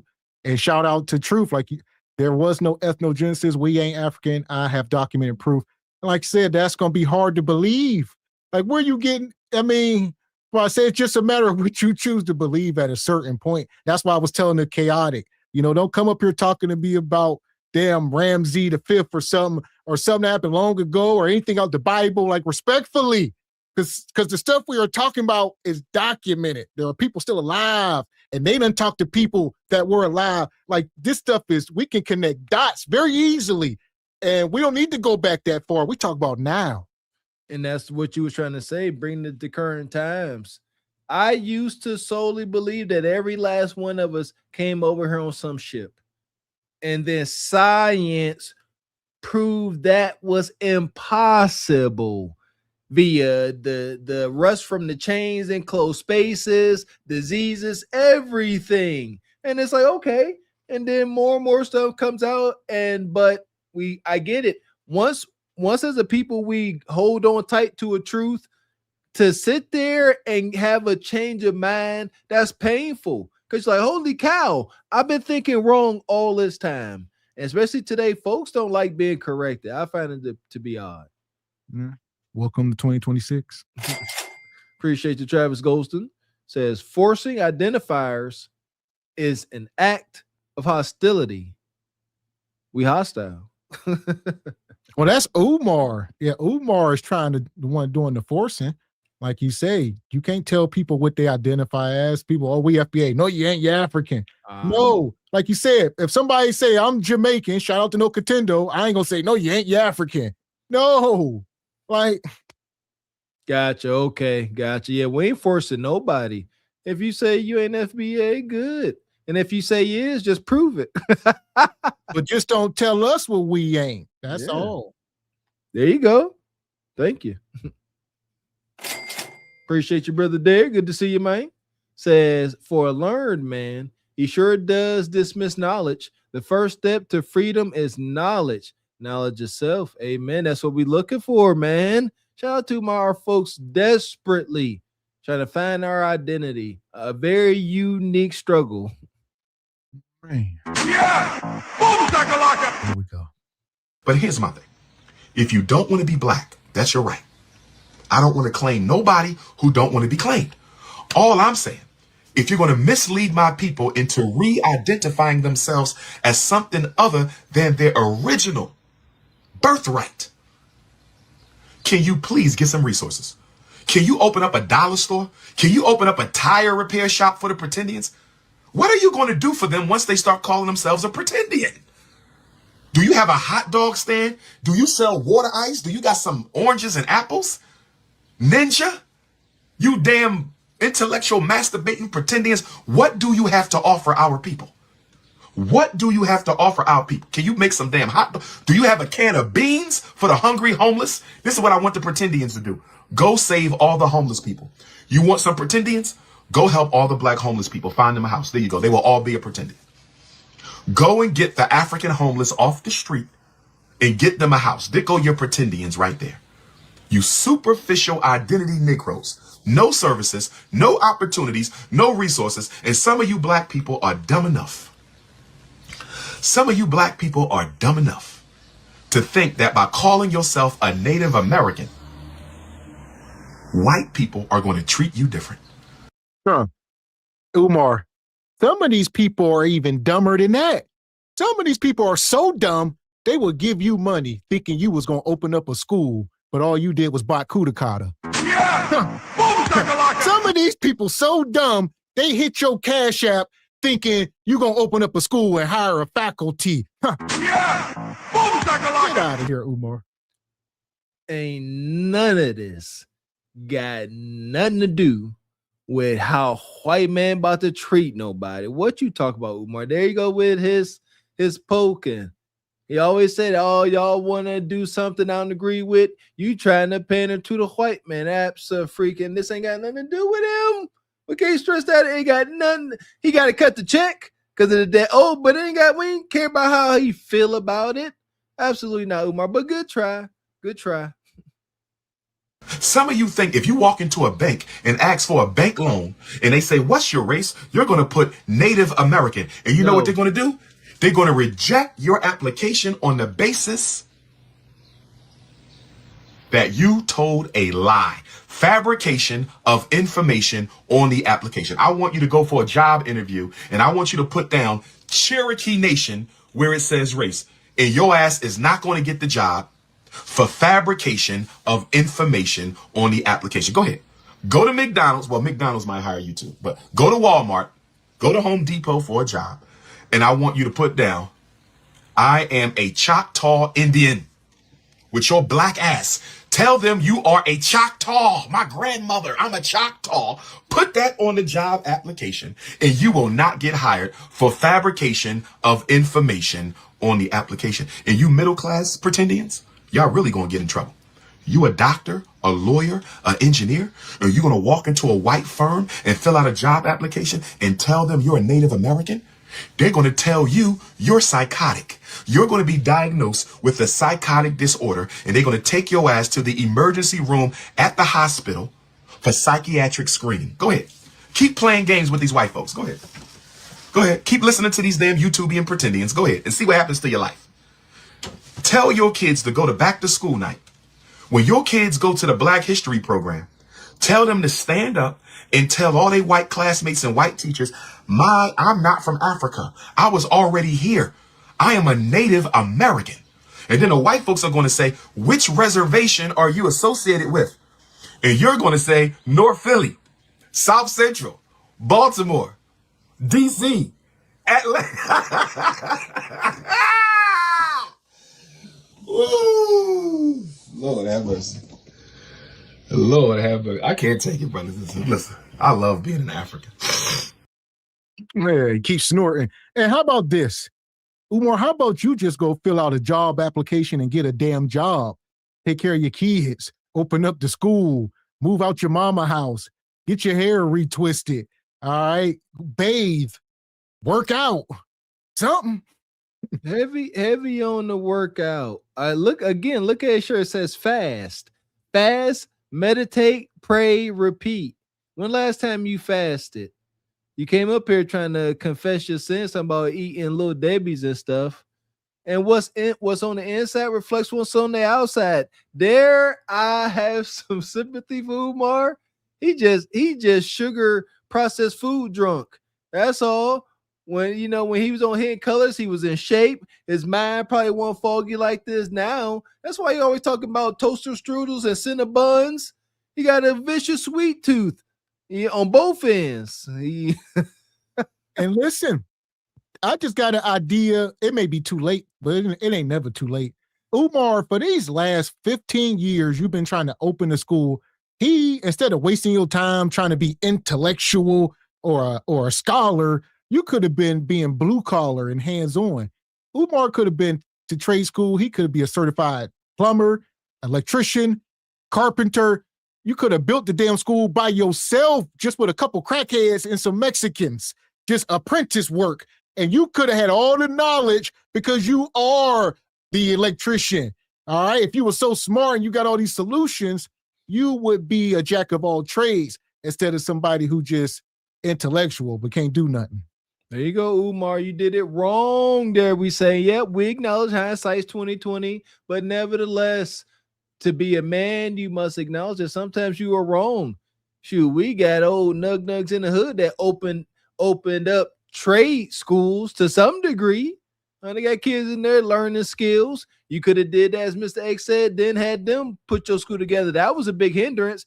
He needed no cost HVAC. He needed no cost electrical. It was a whole deal. And I think the problem with Umar with that sounds good, right? We should want to pitch in and help. But as you ask grown men to help so much, you got to show some respect, some resources, something, man. Umar, he a bit of a bully, if you ask me. So he want grown men come in there, do his bidding, leave their women around him, and all type of stuff. Ain't to be trusted. And for that, we're going to put him back in the pit. Once again. Man. Madness. Fuck is you talking about? This is Sparta! You got to know when to hold 'em, know when to fold 'em, know when to walk away, know when to hide. You gotta count your blessings. You're sitting at the table. You hear me? Ooh, child, things get brighter. Come on, folks. Do not run. Don't hide from the struggle that is the FBA experience. Huh? Why you think it's so cool to be black? Why you think it's so hip? Huh? It's we got that rhythm in our spine because of that blues, that pain. Shout out to the movie Sinners. It's all cool, but y'all don't want the realness. And once again, it's cool to be black until it's time to really be black. But what comedian said it's okay to rent, being black, but you don't want to buy being black. You just want to temporary lease your black card. God, there you go. So listen, this has been a hell of a show. People calling up. We didn't get through everything. I think we're going to do a part 2. It's deserving. Maybe we'll drop the link here for the last 5 minutes. If somebody got something brief, minus Chaotic Truth, he gone. He deep in the pit. All right. But there's that. Listen here. Chaotic. I know him as just chaotic now. I'm leaving the truth out. Yeah, my spirit won't let me put truth on the end of what he said. Yeah, God bless, the poor black babies that suffered long before we were here. Cannot put blessing on that. What Kanye say? Kanye says slavery was a choice. I don't agree with that. Maybe modern slave mentality for some context could be a choice. Education and knowledge makes us unfit to be a slave. So you got to get that context. But slavery wasn't no choice. Nobody wake up and say, oh, let's do slavery today. No, it was forced upon us, man. And as sure as heck wasn't a blessing. And there you go. So yeah, it missed me with the whole prophecy, Oh, it's been longer than 400 years. So, and I'm gonna leave it there, but yeah. Yes. Where are we at? Where does that get? Oh, it's the prophecy being fulfilled. What do we do now? Oh, Umar, we all Africans. Where has that gotten us? He's saying, where has identifying as native gotten us? Where has identifying as African gotten us? Absolutely nowhere. I remember back in the early 80s walking around. We had all that African garb on the African continent. Malcolm X was hot, all that stuff. Where did that blackity black, I'm black, y'all movement get us when we all was claiming to be African? Where it get us? Nowhere. That part. So listen, we definitely want to take a second here and acknowledge all the folks came through tonight, especially the sponsors. Sister Ebony Dean come through in the Cash App. Yeah! Boom, shakalaka! Also shout out to Merciful. Yeah! Boom, shakalaka! And last but not least, shout out to Elijah.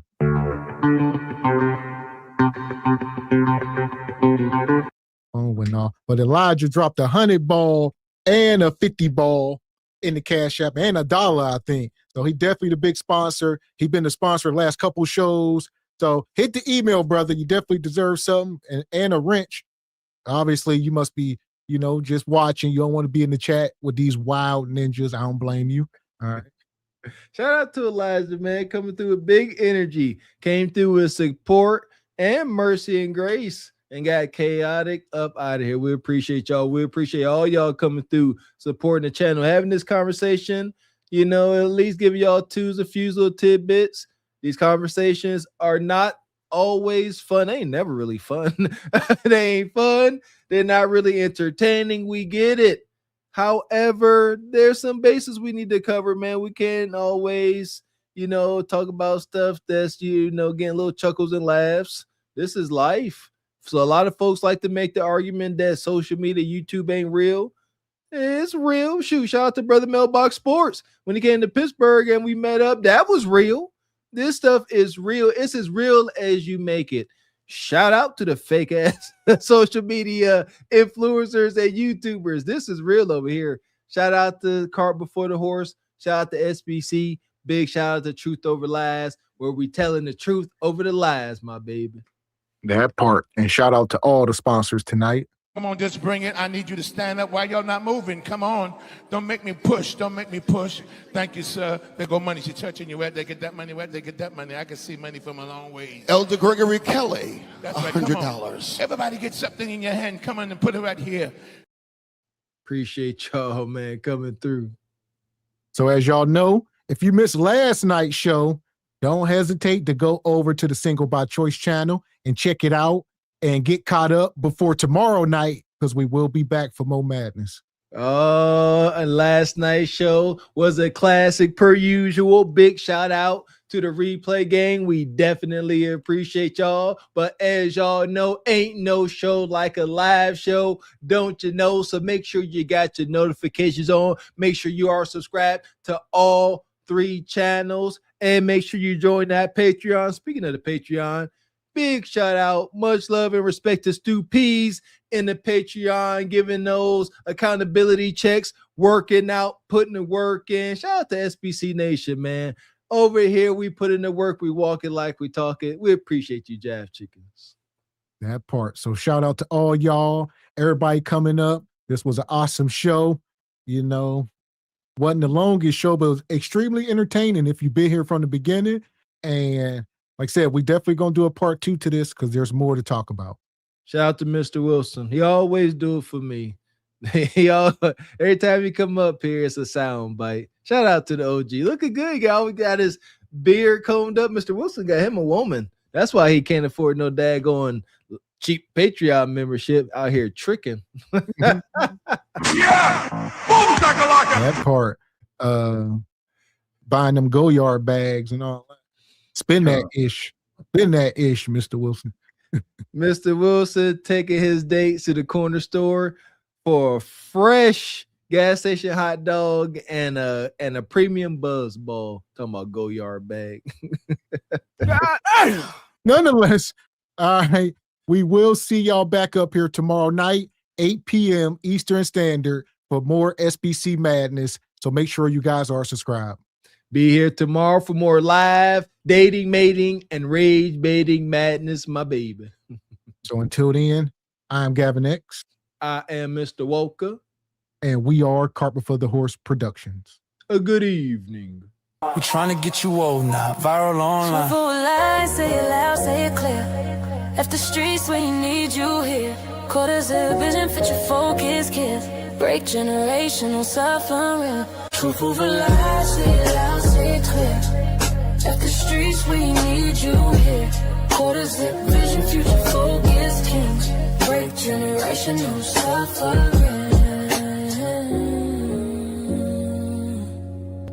We don't profit off death. We don't clap for destruction.